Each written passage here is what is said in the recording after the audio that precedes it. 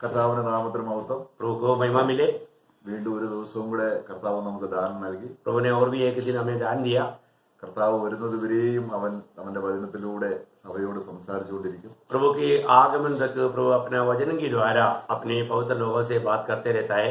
അവന്റെ വചനം നമ്മുടെ ആഹാരമാണ്. और प्रभु का वचन हमारा भोजन है। അവൻ നമ്മളെ സ്നേഹിക്കുന്നത് കൊണ്ടാണ് ഈ കാര്യങ്ങളൊക്കെയും താല്പര്യത്തോടെ അവൻ നമ്മളോട് വ്യാപരിച്ചുകൊണ്ടിരിക്കുന്നത്. प्रभु हमसे प्रेम करता है, इसलिए प्रभु इस रीति में हमारे के साथ बात करते रहता है। കഴിഞ്ഞ ദിവസങ്ങൾ നമ്മൾ ചിന്തിച്ചുകൊണ്ടിരുന്നത് നമുക്ക് ഒഴിച്ചുകൂടാൻ കഴിയാത്ത ദൈവസന്നിധിയിൽ ഒഴിച്ചുകൂടാൻ കഴിയാത്ത ചില കാര്യങ്ങളാണ്. पिछले 2 दिनों में हम लोग इन बातों में विचार कर रहा था कि मतलब प्रभु किसी प्रकार भी उस बात को नहीं छोड़ सकता या उस काम के बिना काम संभव नहीं है, उस विषय में हम लोग ध्यान कर रहा था। രക്തം ചിന്താതെ വിമോചനമില്ല. क्योंकि हमने पहले देखा था बिना लहू बहा करके मुक्ति नहीं है, വിശ്വാസം കൂടാതെ ദൈവത്തെ പ്രസാദിപ്പിക്കാൻ കഴിയുകയില്ല. और विश्वास बिना परमेश्वर को प्रसन्न नहीं कर सकता। ആ വകുപ്പിൽപ്പെട്ട ഒരുപാട് കാര്യങ്ങൾ അങ്ങനെയുണ്ട്. और उसी रीति में बिना नहीं हो सकता, इस प्रकार का कई बातें बाइबल में है। ഇന്ന് നമ്മൾ ആ വിഷയം തന്നെയാണ് ചിന്തിക്കുന്നത്. आज भी उसमें से और एक विषय को अपन ध्यान करने जा रहा है। നമ്മൾ എബ്രായ ലേഖനം 12:14 നമ്മളിങ്ങനെ വായിക്കുന്നുണ്ട്. इब्रानियों का पत्री उसकी 12 अध्याय का 14 वचन में हम इस रीति में पढ़ता है। इब्रानियों 12 का 14। सबसे मेल मिलाप रखो और उस पवित्रता के खोजी हो जिसके बिना कोई प्रभु को कदापि न देखेगा। നോക്കുക, വിശുദ്ധീകരണം കൂടാതെ ആർക്കും കർത്താവിനെ കാണുവാൻ കഴിയുകയില്ല. देखिए यहाँ पर क्या कहता है, पवित्रता के बिना परमेश्वर को कोई भी नहीं देख सकता। നമ്മള് ക്രിസ്ത്യ ജീവിതം ആരംഭിക്കുന്നത് തന്നെ വിശുദ്ധിയിലാണല്ലോ. क्योंकि मसीह जीवन जब आरंभ होता है वो पवित्रता ही में आरंभ होता है। പിന്നെ എന്താണ് കൂടെ കൂടെ ഈ വിശുദ്ധി എന്ന് നമ്മൾ ഈ പറയുന്നത്? फिर भी बार बार ये पवित्रता ही करके हम क्यों कहते हैं? ദൈവത്തിന്റെ വചനം അങ്ങനെ നമ്മളെ പഠിപ്പിക്കുന്നു. क्योंकि परमेश्वर का वचन इस रीति में हमें सिखाता है। നമുക്ക് പരിശുദ്ധാത്മാവിനെ തന്നതിലുള്ള ദൈവത്തിന്റെ മുഖ്യ ലക്ഷ്യം വിശുദ്ധീകരണമാണ്. हमें पवित्र आत्मा को दिया, उसका परमेश्वर का मतलब मुख्य उद्देश्य एक पवित्र जीवन है। നമുക്ക് വെളിപ്പാട് പുസ്തകം 22:10 കർത്താവ് എന്താ പറഞ്ഞത്? जब प्रकाशित वाक्य 22 अध्याय उसका 10 वचन में, प्रभु का वचन में हम क्या पढ़ता है? प्रकाशित वाक्य 22 अध्याय उसका 10 वचन। फिर उसने मुझसे कहा, इस पुस्तक की भविष्यवाणी की बातें को बंद मत कर, क्योंकि समय निकट है। नहीं, उसका 22 का 10 नहीं, उसका വിശുദ്ധൻ ഇനിയും തന്നെ വിശുദ്ധീകരിക്കട്ടെ. जो उसका अन्याय करता है वह अन्याय ही करता रहे, हाँ। और जो मलिन है वह मलिन बना रहे, हाँ। और जो धर्मी है वह धर्मी बना रहे, और जो पवित्र है वह पवित्र बना रहे। ഓക്കെ, ഇവിടെ നമ്മൾ പറയുകയാണ് ലോകത്തിലുള്ള മനുഷ്യർ അശുദ്ധരാണ്. यहाँ पर हम देखते हैं कि दुनिया के लोग जो है वो अशुद्ध लोग है, पापी लोग है। അവർ അശുദ്ധിയുടെ ഒരു പൂർത്തീകരണത്തിലേക്ക് വന്നുകൊണ്ടിരിക്കുകയാണ്. वे लोग उस बुराई में, पाप में, उसकी सिद्धता की ओर, उसकी पूर्णता की ओर, बुराई की पूर्णता की ओर बढ़ रहे हैं। സഭയിലുള്ളവരെല്ലാം വിശുദ്ധരാണ്. परंतु मंडली में जो है वो पवित्र लोग हैं, അവർ വിശുദ്ധീകരിക്കപ്പെട്ടുകൊണ്ടേയിരിക്കുകയാണ് പിന്നെയും. और वे लोग दिन प्रतिदिन पवित्रता में, सिद्धता की ओर बढ़ते जाता है। അപ്പൊ അവിടെ കർത്താവ് പറയാണ് വിശുദ്ധൻ തന്നെത്താൻ ഇനിയും വിശുദ്ധീകരിക്കട്ടെ. इसलिए प्रभु कहता है कि पवित्र लोग और भी अपने आप को पवित्र करें। അപ്പൊ ഇങ്ങനെയുള്ള ഒരു വിശുദ്ധീകരണത്തിന്റെ മുന്നേറ്റമില്ലെങ്കിൽ കർത്താവിനെ നേരിൽ കാണുമ്പോൾ അത് വലിയ ഒരു തടസ്സമായിട്ട് നമുക്ക് അനുഭവപ്പെടും. प्रयोग इस रीति में पवित्रताई में सिद्धताई पाने के लिए अगर हम आगे नहीं बढ़ता तो प्रभु के आगमन में प्रभु को देखने के लिए वो एक रुकावट पड़ेगा करके प्रभु का वचन में बताता है। അപ്പൊ നമുക്ക് കർത്താവിന്റെ ദാസൻ കഴിഞ്ഞ ദിവസം പറയുകയുണ്ടായി, വില്യം ബൂത്ത് എന്ന് പറയുന്ന ഒരു ദൈവദാസൻ. प्रभु का दास ने पिछले दिनों में विलियम बूथ करके जो प्रभु का दास का बारे में जब कहा, അദ്ദേഹം സ്വപ്നത്തിൽ താൻ മരിച്ചു പോയതായിട്ട് കണ്ടു. उन्होंने स्वप्न में वो खुद मर गया करके उन्होंने देखा അവിടെ കർത്താവിന്റെ അടുക്കൽ ചെന്നു. और प्रभु के पास स्वर्ग में गया, എന്നാൽ കർത്താവിന്റെ അടുക്കിലേക്ക് വരാൻ തനിക്ക് കഴിയുന്നില്ല. परंतु वो प्रभु का निकट नहीं आ पाता। ഒരു അകലെ നിന്ന് കാണുകയാണ് കർത്താവ്. वो एक दूरी में रह करके वो प्रभु को देखता है और प्रभु उसको भी देखता है। അത് തനിക്ക് വലിയ പ്രയാസമായി. परंतु वो विलियम बूथ का दिल में बहुत दुख आया അപ്പം കർത്താവ് അവനോട് പറഞ്ഞു, और उस विलियम बूथ से प्रभु ने कहा, ഭൂമിയിൽ വെച്ച് ഈ അകലം നിനക്കുണ്ടായിരുന്നു. जब तुम दुनिया में था तो मेरे साथ इतना तुम दूरी में था। കാരണം ഇതൊരു വലിയ ഇത് നമ്മൾ മനസ്സിലാക്കേണ്ട ഒരു സത്യമാണ്. प्रियो ये हम लोग जानना चाहिए, ऐसा एक महान सच्चाई है। നമ്മളെല്ലാം കർത്താവിനെ കാണും. प्रियो हम सब लोग प्रभु को देखेंगे, നമ്മള് 1 യോഹന്നാൻ 3:2 എന്താ വായിക്കുന്നത്? क्योंकि पहला यूहन्ना 3 अध्याय का 2 वचन में हम क्या पढ़ता है? पहला यूहन्ना 3:2। हे प्रियो, अब हम परमेश्वर की संतान हैं और अभी तक यह प्रकट नहीं हुआ कि हम क्या कुछ होंगे।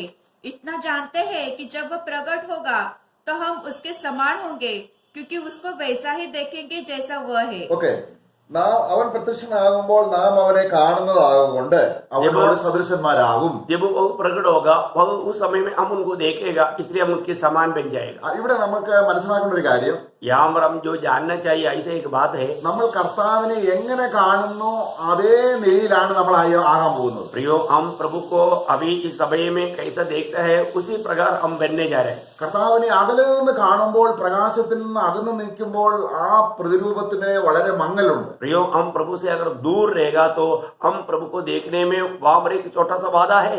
എന്നാൽ ഏറ്റവും അടുത്ത് കാണുമ്പോൾ ആ പ്രതിരൂപത്തിന് വളരെ വെളിച്ചമുണ്ട്. കാരണം കർത്താവ് ആർക്കും അടുത്തുകൂടാത്ത വെളിച്ചത്തിൽ വസിക്കുന്നവനാണ്. हम जब प्रभु के निकट में जाता है, निकटता में जब प्रभु को देखता है, उस समय में प्रभु को देखने में बहुत अंतर है। इसका मतलब क्या है ना, प्रभु अगम्य ज्योति में रहने वाला महान प्रभु है। ഇവിടെ വളരെ വ്യക്തമായിട്ട് പറയുന്നു, यहाँ पर क्लियर कहता है, തന്നെ കാണുന്നത് പോലെ നമ്മളാവും. जैसे हम उनको देखेगा वैसे हम बनेगा। അത് എല്ലാവരും ഒരുപോലെ ആയിരിക്കുമോ കാണുന്നത്? इसका मतलब सभी लोग एक ही बराबर में प्रभु को देखता है क्या? നമ്മളെല്ലാം കർത്താവിനെ കാണുന്നതിൽ വളരെ വ്യത്യസ്തമായ ഡിസ്റ്റൻസിലായിരിക്കും കാണുന്നത്. प्रियो हम सभी लोग हम एक दूसरे प्रभु को देखते हैं तो हम अपनी शायद समझ के अनुसार प्रभु को देखता है, बहुत फर्क रहेगा। അവൻ ഇരിക്കുന്നത് പോലെ നാം കാണുന്നതാകൊണ്ടെന്നാണ് വായിക്കുന്നത്. जैसे प्रभु है वैसे हम प्रभु को देखेगा। എല്ലാവരും അങ്ങനെ കാണുന്നില്ല. परंतु सभी लोग ऐसे नहीं देखता, അങ്ങനെ കാണണമെങ്കിൽ ഈ വിശുദ്ധീകരണം ആവശ്യമാണ്. क्योंकि अगर हम प्रभु को सही रीति में, अच्छी रीति में देख रहे हैं तो हमें एक पवित्र जीवन का जरूरत है। നമ്മളവിടെ 1 യോഹന്നാൻ 2:5-6 വാക്യങ്ങൾ വായിക്കുമ്പോൾ जब पहला यूहन्ना 2 अध्याय का 5 और 6 वचन जो पढ़ता है, पहला यूहन्ना 2 अध्याय का 5 और 6 वचन, पर जो कोई उसके वचन पर चले उसमें सचमुच परमेश्वर का प्रेम सिद्ध हुआ है। इसी से हम जानते हैं कि हम उसमें हैं। जो कोई ये कहता है कि मैं उसमें बना रहता हूँ, उसे चाहिए कि आप ही वैसा ही चले जैसा वह चलता था। അവൻ ഭൂമിയിൽ നടന്നതുപോലെ നടക്കുന്നവർക്ക് മാത്രമേ അവൻ ഇപ്പോൾ ഇരിക്കുന്നത് ആ സാദൃശ്യത്തോട് അനുഭവമാകുകയുള്ളൂ. प्रियो जब प्रभु यीशु मसीह जब दुनिया में था, जैसे वह चला वैसा चलने वाला लोग ही प्रभु के आगमन में जैसा प्रभु है वैसा हम उनको देख पाएंगे। അപ്പോൾ ഇവിടെ ഒരു നടത്ത നമുക്ക് ആവശ്യമാണ്. इसका मतलब ये दुनिया में जीते वक्त एक सच्चा एक चाल चलन का जरूरत है। നിങ്ങളെ വിളിച്ച വിളിക്ക് യോഗ്യവണ്ണം നടപ്പീൻ. क्योंकि हमें जो बुलाहट मिला उस बुलाहट की योग्य चलो करके हम प्रभु का वचन में देखता है। പണ്ട് നമ്മൾ ജഡത്തിൽ നടന്നവരാണ്.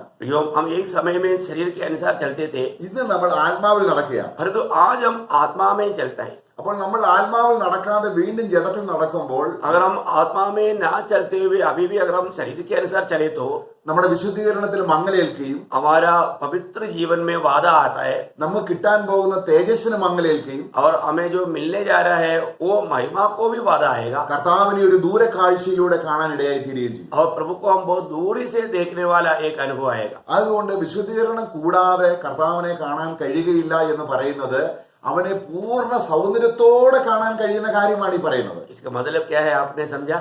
जो व्यक्ति अगर पवित्र जीवन नहीं बिताएगा तो जैसे प्रभु का जो पूर्ण संपूर्ण सुंदरता है उस सुंदरता में हम नहीं देख पाएगा। എല്ലാവരും കർത്താവിനെ കാണും. सब लोग प्रभु को देखेगा।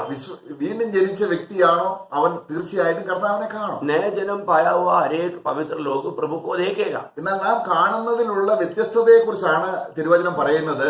നാം വിശുദ്ധിയിൽ തികച്ചില്ല എങ്കിൽ കർത്താവിനെ കാണുന്നതിൽ മങ്ങലേൽക്കും. അത് നമുക്ക് വലിയ നഷ്ടമുണ്ടാകും. प्रियो अगर हम इस जीवन में एक सच्चा पवित्र जीवन नहीं बिताएगा तो अनंत काल हम जो प्रभु को सही रीति में उसकी उस शोभा में उस महिमा में देखने के लिए हमारे जीवन में रुकावटें आएगा। इसलिए हमें पवित्र जीवन बिताने का महत्व के बारे में प्रभु का वचन हमें बताता है। അപ്പൊ നമ്മൾ ജീവിക്കുന്നത് ഈ മായയായ ലോകത്തിലാണ്. हम लोग इस माया दुनिया में, ये पाव भरा दुनिया में रहता है। നമ്മൾ 2 തീമോത്തിയോസ് 3:13 എന്താ വായിക്കുന്നത്? दूसरा तिमोथी 2 अध्याय का 13 वचन में हम देखता है। 2 तिमोथी 2 अध्याय उसका 13 वचन, यदि हम अविश्वासी भी हो तो भी वह विश्वास योग्य बना रहता है, क्योंकि वह आप अपना इनकार नहीं कर सकता। 2 तीमोथी 3:13. हाँ अच्छा, उसका 3:13 दूसरा तिमोथी 3 अध्याय का 13 वचन। परंतु दुष्ट और बहकाने वाले धोखा देते हुए और धोखा खाते हुए बिगड़ते चले जाएंगे। ഇതാണ് നമ്മൾ നേരത്തെ വായിച്ചത്. ദുഷ്ടന്മാരെന്ത് ചെയ്യുന്നു? ദുഷ്ടത വർദ്ധിച്ചുകൊണ്ടിരിക്കും. हमने जो पहले भी प्रकाशित वाक्य में हमारा 22 का 11 में पढ़ा था, दुष्ट लोग दुष्ट करते रहेगा। यहाँ पर भी वही बात बोलता है, दुष्ट लोग दुष्टता में बढ़ते रहेगा। അതാണ് ലോകം. वो है दुनिया की बात। അങ്ങനെയുള്ള ലോകത്തിലാണ് നമ്മൾ ജീവിക്കുന്നത്. जो ऐसा एक दुनिया में हम रहता है। അപ്പോൾ അങ്ങനെയുള്ള ലോകത്തിൽ ജീവിക്കുമ്പോൾ നമ്മളെ കർത്താവ് ആക്കി വെച്ചിരിക്കുന്നത് നാം വിശുദ്ധീകരണത്തിൽ മുനാതിലാണ് നമ്മൾ യോഹന്നാന്റെ സുവിശേഷം 17:16-17 വായിക്കുന്നത്. अभी हमें मालूम है कि ऐसा एक बुराई भरा हुआ पाव भरा हुआ एक दुनिया में प्रभु ने हमें देखा है, और हमारे जीवन कैसे होना चाहिए, कैसे जीना चाहिए। जब हम यूहन्ना का सुसमाचार 17 अध्याय 16-17 वचन में हम जब देखता है, मतलब यूहन्ना का सुसमाचार 17 अध्याय उसका 16-17 वचन, जैसे मैं संसार का नहीं वैसे ही वे भी संसार के नहीं, सत्य के द्वारा उन्हें पवित्र कर, तेरा वचन सत्य है। രക്ഷിക്കപ്പെട്ട് കഴിഞ്ഞ വിശ്വാസികളായവരെ കുറിച്ച് കർത്താവ് പ്രാർത്ഥിക്കുകയാണ് പിതാവിനോട്. अभी यहाँ पर जो उद्धार पाया हुआ उन पवित्र लोगों के बारे में पिता से प्रार्थना करके कहता है, പിതാവേ, നീ എനിക്ക് തന്നവർ അവര് ലോകത്തിൽ നിന്നാണ്, പക്ഷെ അവർ ലോകത്തിന്റെ ആൾക്കാരല്ല.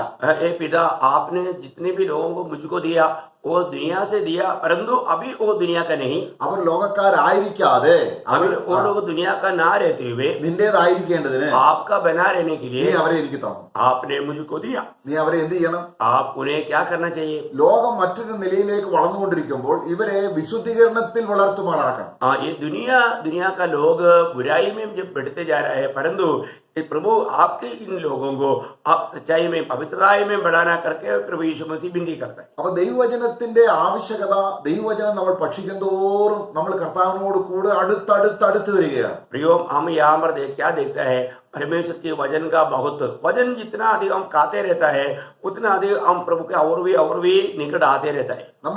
നമ്മൾ കഴിക്കുന്ന ആഹാരം നോക്കുക, നമ്മുടെ ശരീരത്തോട് പറ്റിച്ചേർന്ന് ഇഴുകിച്ചേരുകയാണ് ആഹാരം. हमें मालूम है कि हम जो भी खाना खाता है वो खाना हमारे अंदर जाकर के हमारे शरीर के साथ मिल जाते हैं। അത് കർത്താവ് പറയും, എന്നെ തിന്നുന്നവൻ എൻ മൂലം ജീവിക്കും. इसलिए प्रभु यीशु मसीह ने कहा ना, जो मुझको खाएगा वो मेरे निमित्त जीवित रहेगा। അപ്പൊ തിരുവചനം നമ്മുടെ ഹൃദയത്തിൽ അണ്ണാക്കിന് വളരെ മധുരമായി ആസ്വാദമായി തീരുമ്പോൾ വളരെ അടുത്താണ് കർത്താവിനോടുകൂടി നമ്മൾ ജീവിക്കുന്നത്. जब हम प्रभु का वचन जब हम पढ़ते हैं, मनन करते हैं, वो हमें मधु जैसा मीठा लगता है, तो हम प्रभु के बहुत निकटता में रहता है। അതാണ് തീമോഥെയോസിന് നേരത്തെ നമ്മൾ വായിച്ച വചനത്തിൽ തീമോഥെയോസിന് എഴുതുകയാണ്, ലോകം ഈ പ്രപഞ്ചത്തിന്റെ മോഹങ്ങളിൽ മായയായ വിലാസങ്ങളിൽ വർദ്ധിച്ചു വരുമ്പോൾ നീ എന്ത് ചെയ്യണം? എന്നോട് കേട്ട വചനം ചെറുപ്പം മുതൽ നീ പഠിച്ചതും നീ അറിഞ്ഞതുമായ വചനത്തിൽ നീ ധ്യാനിച്ച് നിലനിൽക്കണം. इसलिए तीमुथियुस के लिखने के टाइम पर जैसे हमने पहले दूसरा तीमुथियुस 2 अध्याय का 13, 14, 15 वचन तक जब हम पढ़ता है तो वहां पर बोलता है, दुष्ट लोग दुष्टता में बढ़ते जाता है, पर तो तुझे क्या करना है? तूने जो मुझसे सीखा है, जो तुम उसमें बना रहते हो, उसमें तुम बढ़ते जाना, उसमें तुम बना रहना। അപ്പോൾ നമ്മള് യോഹന്നാന്റെ ലേഖനത്തിൽ നമ്മൾ വായിക്കുന്നുണ്ട്. जब हम यूहन्ना का पत्री में पढ़ता है, 2 യോഹന്നാൻ दूसरा यूहन्ना അതിന്റെ 9 വാക്യത്തിൽ उसका 9 वचन, जो कोई मसीह की शिक्षा से आगे बढ़ जाता है और उसमें बना नहीं रहता, സോറി 8 വാക്യം, उसका 8 वचन से पढ़िएगा। अपने विषय में चौकस रहो कि जो परिश्रम हमने किया है उसको तुम गवा न दो, वरन उसका पूरा प्रतिफल पाओ। ഞങ്ങൾ നിങ്ങൾക്ക് വേണ്ടി അധ്വാനിക്കുന്നത് അപ്പോസ്തലനായ യോഹന്നാൻ പറയാണ്, ഞങ്ങൾ വചനം പറയുന്നത്, വചനത്തിൽ ശുശ്രൂഷിക്കുന്നതെല്ലാം നിങ്ങൾക്ക് പ്രതിഫലം കിട്ടാൻ വേണ്ടിയാണ്. प्रियो, यहाँ पर यूहन्ना पवित्र लोगों को कहता है कि हमारा जो तुम्हारे प्रति जो परिश्रम है वो इसलिए कि तुम लोग उसका सही प्रकार बढ़ करके प्रतिफल पाए। അപ്പൊ പൂർണ്ണ പ്രതിഫലം പ്രാപിക്കണം. इसका मतलब क्या है कि एकदम आधा नहीं, परिपूर्ण रीति में उसका पूरा प्रतिफल तुम पाए। അപ്പൊ ഈ തിരുവചനത്താൽ ലഭ്യമാകുന്ന ആശ്വാസവും ദൈവവചനത്തിന്റെ പ്രഘോഷണവും കർത്താവിനെ ഭക്ഷിക്കുന്ന നിമിത്തം ആ തിരുവചനം എന്ത് ചെയ്യുന്നു? അവനെ കർത്താവിനെ അടുത്ത് കാണുമാറാക്കുന്ന നിലയിൽ വചനമാക്കി തീർക്കുന്നു അവനെ. प्रभु का वचन सुनने वाला, जो ध्यान से सुनने वाला, क्या होता है उनके जीवन में? वो प्रभु को वचन खाते खाते और भी प्रभु का निकट जाते जाते प्रभु का अनुरूप बन करके प्रभु से बहुत बड़ा प्रतिफल पाने लायक उसको बना देता है। ഇവിടെ കാണുകയാണ് ഈ പ്രതിഫലം നഷ്ടമാക്കാൻ കഴിയുന്നു. കാരണം ഈ പ്രതിഫലം നഷ്ടമാക്കാതെ എന്നാണ് വായിക്കുന്നത്. परंतु यहाँ पर हम वो वचन को ध्यान से देखेगा तो उस प्रतिफल को नष्ट ना करते हुए, मतलब इसका मतलब हमारे जीवन से वो प्रतिफल नष्ट होने वाला खतरा है। തീർച്ചയായും നമ്മൾ രക്ഷ നഷ്ടപ്പെടുന്നില്ല. प्रियो, हमारा उद्धार नष्ट होगा करके यहाँ पर हम नहीं कह रहे हैं, രക്ഷ ദൈവത്തിന്റെ ദാനമാണ്. क्योंकि उद्धार प्रभु का दान है. എന്നാൽ നമുക്ക് നഷ്ടമാക്കി കളയാം നമ്മുടെ മടി നിമിത്തം, അല്ലെങ്കിൽ പരിജ്ഞാനമില്ലായ്മ നിമിത്തം, നമ്മുടെ അലസത നിമിത്തം, ഈ ദുരാത്മാക്കളുടെ പ്രവൃത്തി നിമിത്തം നമുക്ക് ലഭിക്കാൻ പോകുന്ന പ്രതിഫലം നഷ്ടമായി കളയാം. परंतु हमारे जीवन में क्या खो सकता है, क्या नष्ट हो सकता है, वो है कि हमारा प्रतिफल, हम एक आलसीपन का जीवन बिताने के द्वारा, हम जैसा प्रभु चाहता है उसमें बना ना रहने के द्वारा, हम अपनी मनमानी के मार्ग में जाने के द्वारा हमें जो मिलना चाहिए वो प्रतिफल में हमारे जीवन में गड्डी आ सकता है, हम उस प्रतिफल को खो सकता है. അപ്പം ദൈവദാസനായ പൗലോസ് നമ്മുടെ ശരീരത്തിൽ ലഭിക്കുന്ന തേജസ്സിനെ കുറിച്ച് നല്ല വിസ്താരമായിട്ട് 1 കൊരിന്ത്യർ 15 അധ്യായത്തിൽ നമ്മളെ പഠിപ്പിക്കുന്നുണ്ട്. जब हमें मिलने वाला, हमारे शरीर को मिलने वाला वो महिमा का बारे में 1 कोरिन्थी 15 अध्याय में प्रेषित पौलुस बहुत सुंदर रीति में उसको वर्णन करता है. അവിടെ തേജസ്സിന് വ്യത്യാസമുണ്ടെന്ന് അദ്ദേഹം പഠിപ്പിക്കുന്നു. और वहां पर हम पढ़ता है कि वो हमें जो मिलने वाला जो महिमा है, वो परमेश्वर की जो तेजस है, उसमें हमें मिलने वाला बातों में फर्क है. അപ്പോൾ അവിടെ അതിനെ നമ്മൾ 15ന്റെ 48 വാക്യത്തിൽ നമ്മൾ ഇങ്ങനെ വായിക്കുന്നുണ്ട്. जब उस 15 अध्याय का 48 वचन में 48 में 1 कोरिन्थी 15 अध्याय का 48 में हम ऐसे पढ़ता है, जैसा वह मिट्टी का था वैसे ही वे भी है जो मिट्टी के है, और जैसा वह स्वर्गीय है वैसे ही वे भी है जो स्वर्गीय है. അവിടെ 47 വാക്യത്തിൽ സ്വർഗത്തിൽ നിന്നൊരു മനുഷ്യനെ കുറിച്ച് പറഞ്ഞിട്ട് ഭൂമിയിലുള്ള മനുഷ്യൻ, സ്വർഗത്തിൽ നിന്നുള്ള മനുഷ്യൻ കർത്താവായ യേശു ക്രിസ്തുവാണ്, ഭൂമിയിലുള്ള മനുഷ്യൻ ആദാമാണ്. उसमें 47 वचन में जब स्वर्ग से आने वाला मनुष्य और मृत्यु से जो मनुष्य के बारे में बताने के बाद में यहाँ पर वो महिमा का बात बताता है. എന്നിട്ട് പിന്നെ അനേകരെ കുറിച്ച് പ്ലൂറലായിട്ട് പറയുകയാണ്, മണ്ണുകൊണ്ടുള്ളവർ എന്നിട്ട് പറഞ്ഞിട്ട് പിന്നെ സ്വർഗീയനെ പോലെ, സ്വർഗീയന്മാർ. जब हम मिट्टी की वो बहुत बहुवचन में बोलता है, परंतु स्वर्गीय का बात जब बोलता है एक वचन में प्रभु यीशु मसीह के बारे में वहां पर कहते हैं. ഇവിടെ ആദാമിനെയും ക്രിസ്തുവിനെയും സാധീകരിച്ചിട്ട് പിന്നെ നമ്മളോട് പറയണം, നമ്മൾ പണ്ട് അങ്ങനെ ആദാമിനെ പോലെ ആയിരുന്നു, മണ്ണുകൊണ്ടുള്ളവരായിരുന്നു. हमारे बारे में एक दृष्टांत रूप में बोलता है कि आदम के बारे में कहते हुए जब हम पहले मिट्टी की थे, എന്നാൽ ഇപ്പോൾ എങ്ങനെയാണ്? परंतु अभी कैसा है, നാം സ്വർഗീയന്മാരാണ്. हम स्वर्गीय है. അപ്പൊ സ്വർഗീയൻ എന്ന് പറഞ്ഞപ്പോൾ ആ പൂർണ്ണ രൂപത്തിലാണ്, ഞങ്ങൾ പകുതി സ്വർഗീയന്മാരെന്നല്ല. हम उस स्वर्ग का पूर्ण रूप में है, आधा रूप में नहीं.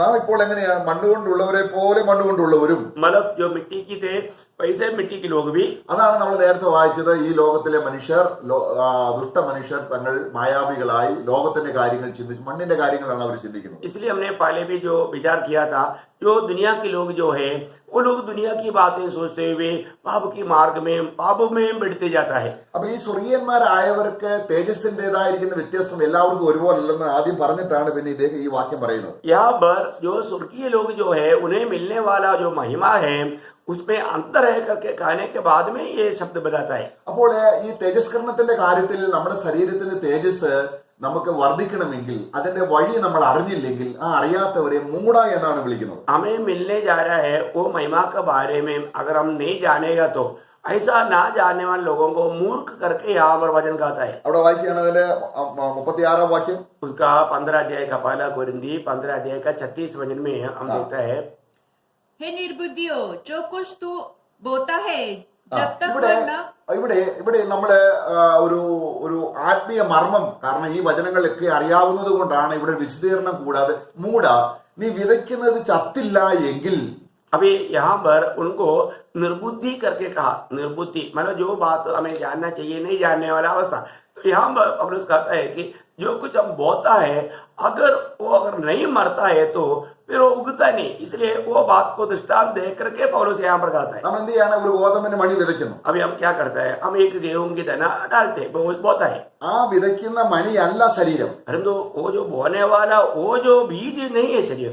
ദൈവമോ ഓരോ വിത്തിനും നമ്മൾ നോക്കുക, വിതയ്ക്കുന്ന ഓരോ വിത്തിനും वहां पर हम देखते हैं कि बोने वाला एक एक प्रकार का एक एक बीज को, അതിന്റെ 15ന്റെ 38 വാക്യത്തിൽ വായിക്കാം. 38 वचन जब हम पढ़ता है, परंतु परमेश्वर अपनी इच्छा के अनुसार उसको देह देता है और हर एक के बीज को उसकी विशेष देह है. അപ്പൊ നോക്കുക, നമുക്ക് എല്ലാവരുടെയും എല്ലാ വിശ്വാസികൾക്കും ഒരു പൊതുവായ ശരീരപ്രകൃതി ഉണ്ടെങ്കിൽ തന്നെയും ഓരോ വിത്തിനും ഓരോ ശരീരം എന്ന് പറയുന്നുണ്ട്. अभी हम मानव को देखेगा तो हमारा शरीर में हरेक को देखेगा तो शरीर का प्रकृति एक दिखता है, परंतु जब बीज के बारे में यहाँ पर कहता है वो बीज में एक एक बीज में अंदर है, मानो उसका रूप में अंदर है, हाथों में अंदर है, और उनको मिलने वाला उस रूप जो मिलने वाले रूप को भी अंदर है.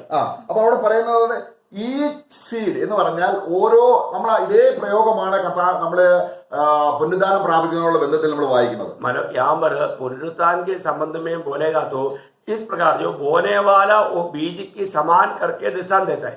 ഓരോ വിത്ത് मतलब अलग अलग प्रकार का एक एक बीज.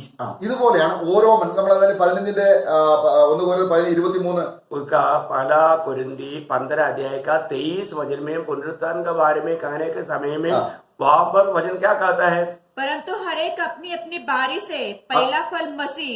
ഓക്കെ ഓരോരുത്തരും താൻ്റെ ഓർഡറിൽ നിരയിലായിരിക്കും. मानो वो पुनरुत्थान भी हर एक लोग उसका उस ऑर्डर के अनुसार रहेगा. ആദ്യം ക്രിസ്തു, पहला मसीह, എന്നാൽ ക്രിസ്തുവിന് ശേഷം मसीह के बाद ഓരോരുത്തരും കർത്താവിനോട് അടുത്ത് നിൽക്കുന്നവര് പിന്നീട് കുറച്ചാകുന്ന ദൂരെ എന്ന് പറഞ്ഞാൽ ഓരോരുത്തർക്കും ഒരു നിരയുണ്ട്. बोलने का अर्थ आपने समझा होगा, जो प्रभु के साथ ये दुनिया के जीवन में कितना निकटता में रहा उस लेवल में उनका पुनरुत्थान का भी बात रहेगा. इसका मतलब वो घंटों का फर्क नहीं रहेगा, लेकिन पुनरुत्थान के लेवल में फर्क रहेगा. കാര്യം എന്താണ്? क्या उसका मतलब क्या है? വിതച്ചത് ചത്തില്ലെങ്കിൽ വലിയ വ്യത്യാസമൊന്നും യേശു വരുത്തില്ല. अगर जो बोया अगर वो मरा नहीं है तो फिर उसको मिलने वाला उस नया शरीर को इतना ज्यादा फर्क नहीं रहेगा. അപ്പൊ ദൈവത്തിന് നമുക്ക് തെരിശേരി ഒരു ശരീരം തരണമെങ്കിൽ അതങ്ങ് ഓട്ടോമാറ്റിക് തരികയല്ല. നാം എത്രത്തോളം ചത്തു എന്നതിനെ ബേസ് ചെയ്തിട്ടാണ് ദൈവം തനിക്ക് ഇഷ്ടം പോലെ ഓരോ വിത്തിനും ഒരു ശരീരം കൊടുക്കുന്നത്. अभी यहाँ पर बहुत विशेष करके ध्यान से समझना है कि अगर वो बोया हुआ बीज अगर नहीं मरा तो उगता नहीं. उसी प्रकार हमारे जीवन में भी हम प्रभु के साथ कितना अधिक प्रभु के साथ मिले रहा और प्रभु के लिए जो भी बातों के लिए मरना था मरा, उसके अनुसार हमें मिलने वाला महिमा का शरीर में भी फर्क रहेगा. ഇതേ കാര്യം തന്നെയാണ് നമ്മൾ എഫേസ്യ ലേഖനം അതിന്റെ 4-ാം അധ്യായത്തിൽ നമ്മൾ വായിക്കുന്നുണ്ട്. यही बात को एफेसियों का पत्री 4 अध्याय में भी हम पढ़ता है. അതിന്റെ 12 മുതലുള്ള വാക്യങ്ങൾ വായിക്കുമ്പോൾ उसकी 12 वचन से जब हम पढ़ता है, ദൈവം സഭയ്ക്ക് കൊടുത്തിരിക്കുന്ന ദാനങ്ങളെ കൊടുത്തിട്ട് പറയുകയാണ്, ദൈവവചനത്തിന്റേതായിരിക്കുന്ന ശുശ്രൂഷയ്ക്ക് വേണ്ടി ദാനങ്ങളെ കൊടുത്തിട്ട് പറയുകയാണ്, അത് നാം ഓരോരുത്തരും. അതിന്റെ 12-ാം വാക്യം, अभी उसका प्रभु ने मंडली में कई प्रकार का सेवकों को सेवकाइयों को दिया है, वरदानों को दिया है.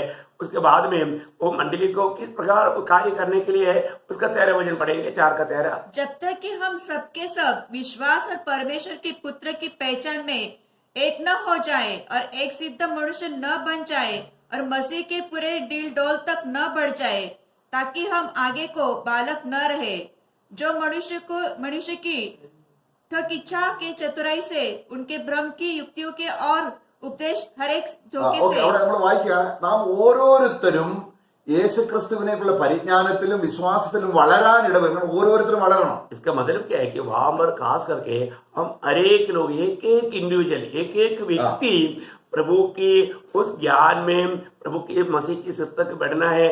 उसके लिए पूरे भिन्न प्रकार का वरदान दे करके सेवकों को दे करके मंडली में इस प्रकार का कार्य करता है. അപ്പൊ നാം എത്രത്തോളം ജീവൻ യേശുക്രിസ്തുവിൽ നിന്നും പ്രാപിച്ചോ ആ ജീവന്റെ അടിസ്ഥാനത്തിലാണ് നമുക്ക് തേജസ് കിട്ടാൻ പോകുന്നത്. हम जितना प्रभु से जीवन प्राप्त किया और वो जीवन के अनुसार जीवन बिताया, उसके अनुसार हमें मिलने वाला महिमा है. നാം എങ്ങനെയുള്ളവരായിരുന്നു? हम कैसे लोग थे? ജീവനില്ലാത്തവരായിരുന്നു. हम लोग मरे हुए लोग थे, जिसमें जीवन नहीं था. നിത്യജീവനില്ലാത്തവരായിരുന്നു. हमारे में अनंत जीवन नहीं था. നമുക്കറിയാം, ഇസ്രായേൽ മക്കൾ മിസ്രൈമിൽ നിന്ന് വന്നപ്പോൾ അവര് നമ്മുടെ സംഖ്യാപുസ്തകം 21-ന്റെ 8-9 വാക്യത്തിൽ വായിക്കുന്നത് എങ്ങനെയാണ്?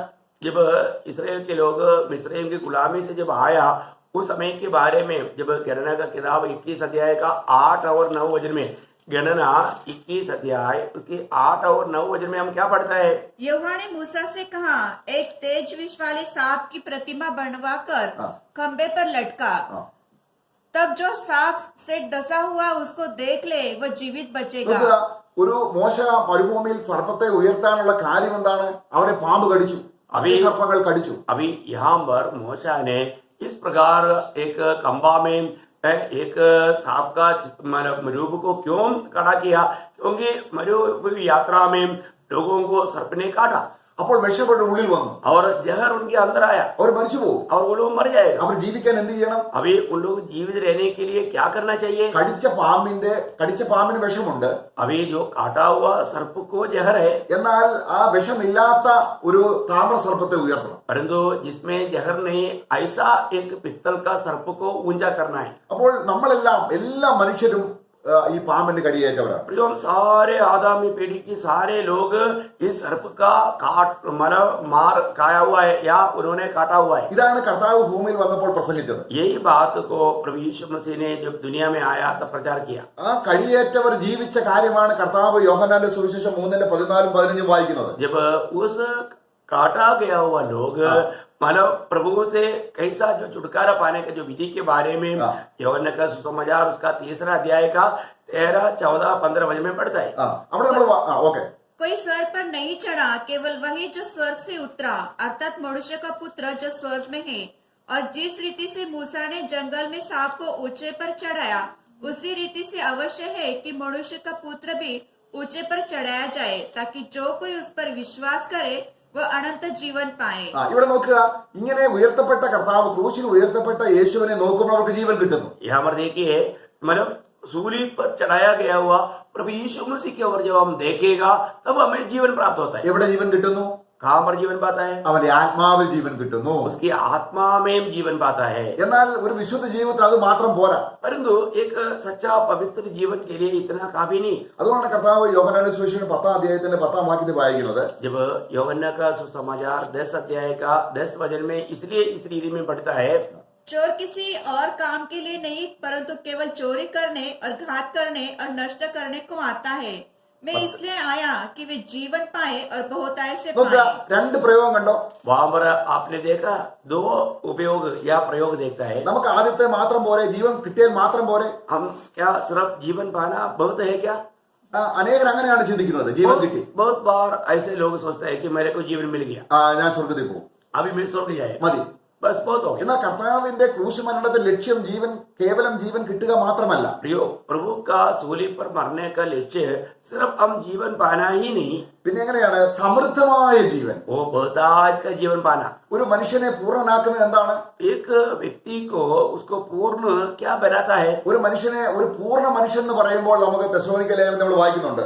1 തെസ്സലോനിക്കർ 5:23. एक व्यक्ति को संपूर्ण मनुष्य करके कहने के लिए पहला तेसलोनिकियों 5 अध्याय उसकी 23 वचन में हम पढ़ता है. पहला तेसलोनिकियों 5 अध्याय उसका 23 वचन, शांति का परमेश्वर आप ही तुम्हें पूरी रीति से पवित्र करे और तुम्हारी आत्मा और प्राण और देह हमारे प्रभु यीशु मसीह के आने तक पूरे पूरे और निर्दोष सुरक्षित रहे. അപ്പൊ ഒരു പൂർണ്ണ മനുഷ്യൻ എന്ന് പറയുന്നത് ആത്മാവ്, ദേഹി, ശരീരം, ഈ മൂന്നും കൂടെ ചേരണം. ഇവിടെ ആ ജീവൻ ലഭിക്കൂ എന്ന് പറയുമ്പോൾ ആത്മാവിലാണ് കിട്ടിയത്. അപ്പോൾ സമൃദ്ധമായ ജീവൻ എന്ന് പറയുന്നത് ഈ നിത്യജീവൻ ദേഹിയിലും ശരീരത്തിലും കൂടെ ഇപ്പോൾ കിട്ടുന്ന കാര്യമാണ് ഈ പറയുന്നത്. अभी यहाँ पर एक व्यक्ति को बहुतायत का जीवन पाने का अर्थ क्या है? जब हम प्रभु में विश्वास किया तो हमने जीवन पाया, परंतु यहाँ पर हम देखता है कि हमारे आत्मा में, प्राण में, शरीर में तीनों प्रकार हमें पवित्रताई में सिद्धताई पाने के लिए हमें बहुतायत का जीवन का जरूरत है. वो बहुतायत के जीवन हम प्राप्त करेगा तभी हम तीनों विधि में हम जब उद्धार पाया तो सिर्फ हमारा आत्मा में जीवन आया और आत्मा में हमने पवित्र बना. परंतु जब बहुतायत का जीवन पाएगा तो हम आत्मा में और प्राण में और शरीर में पवित्रताई में सिद्धताई पाने के लिए कारण बनेगा. അപ്പോൾ നമുക്ക് ഈ ദേഹിയിലുള്ള ജീവനാണ്, അല്ലെങ്കിൽ ആത്മാവിലുള്ള ജീവൻ ദേഹിയിൽ വന്നിട്ട് ദേഹി ശരീരത്തിലൂടെ വെളിപ്പെടുകയാണ്. अभी आत्मा में आया हुआ जीवन देही में होकर के शरीर में प्रकट होना, ये है प्रभु का कार्य. അപ്പൊ നമ്മുടെ ആത്മാവ് മരിച്ചതായിരുന്നു, एक समय में हमारा आत्मा मरा हुआ था അതിൽ ജീവൻ പ്രാപിച്ചു. और हमने नया जन्म के द्वारा उसमें जीवन पाया. എന്നാൽ നമ്മൾ ദേഹിയിൽ പണ്ട് ജീവിച്ചുകൊണ്ടിരുന്നു. परंतु हम पहले अपने प्राण में जीता था ആ ജീവൻ ദോഷമുള്ള ജീവനാണ്. और वो जीवन तो है वो बुराई से भरा हुआ जीवन था. അതിനെ ശൂന്യമാക്കാതെ और उस बुराइयों को बिल्कुल काली ना करते हुए ഈ നിത്യജീവൻ ഹൃദയത്തിലേക്ക് അല്ലെങ്കിൽ ദേഹിയിലേക്ക് വ്യാപരിക്കുകയില്ല. इस अनंत जीवन आत्मा से देही की ओर नहीं बढ़ेगा। അതുകൊണ്ടാണ് നമ്മൾ 1 പത്രോസ് 2 ഒന്നുമുള്ള വാക്യങ്ങൾ വായിക്കുമ്പോൾ जब हम पहला पत्रोस 2 अध्याय का 1-2 वचन जब हम पढ़ता है, ദൈവവചനമാകുന്ന ദൈവത്തിന്റെ വിശുദ്ധീകരണത്തിന്റെ ആ ആഹാരം നമ്മുടെ ഹൃദയത്തിൽ കിട്ടണമെങ്കിൽ ആദ്യം ഹൃദയത്തിലുള്ളത് ഒഴിവാക്കണം. जब प्रभु का ये निर्मल दूत पवित्र वचन हमारे हृदय में आना है, तो जो हमारे हृदय में जो बुरी बात है, भले की जो बात है, वो हमें दूर करना है। इसलिए सब प्रकार का बैर भाव और छल और कपट और डाह और निंदा को दूर करके नए जन्मे हुए बच्चे के समान निर्मल आत्मिक दूध की लालसा करो, ताकि उसके द्वारा उद्धार पाने के लिए बढ़ते जाओ. അവിടെ അപ്പൊ നമ്മൾ നേരത്തെ നീ വിതയ്ക്കുന്നത് ചത്തില്ല എങ്കിൽ അപ്പൊ നമ്മൾ എന്ത് ചെയ്യണം? हमने पहले भी विचार किया था ना, जब हम जो बोता है अगर वो नहीं मारेगा तो हमें क्या करना चाहिए? നമുക്ക് ആ വാക്യം ഒന്നുകൂടെ നമുക്ക് ചിന്തിക്കാം. അതായത് നമുക്ക് പ്രോവർബ്സ് हम लोग उस वचन को और एक बार ध्यान करेंगे. नीति वचन का किताब 20 अध्यायത്തിന്റെ 5 വാക്യം, उसका 20 अध्याय का 5 वचन. नीति वचन 20 अध्याय का 5 वचन. मनुष्य के मन की युक्ति अथाह तो है, तो भी समझने वाला मनुष्य उसको निकाल लेता है. ഇവിടെ നോക്കുക, മനുഷ്യ ഹൃദയത്തിന്റെ ആഴത്തിലുള്ളത് നല്ല കാര്യങ്ങളല്ല. जब मनुष्य के हृदय की गहराई में जो पड़ा है वो अच्छी बातें नहीं. ഇവിടെ നേരത്തെ നമ്മൾ വായിച്ചതുപോലെ അസൂയ, പക, പിണക്കം, ഇങ്ങനെ ജഡത്തിന്റെ കാര്യങ്ങളാണുള്ളത്. ജഡമാണ് ദേഹി. जैसे हमने अभी पहला पत्रोस 2 अध्याय का पहला वचन में जो पढ़ा था कि हमारे हृदय के अंदर क्या है, नम्रत है, भैरभाव है, ईर्ष्या है, झगड़ा है, ऐसे पाप की स्वभाव है.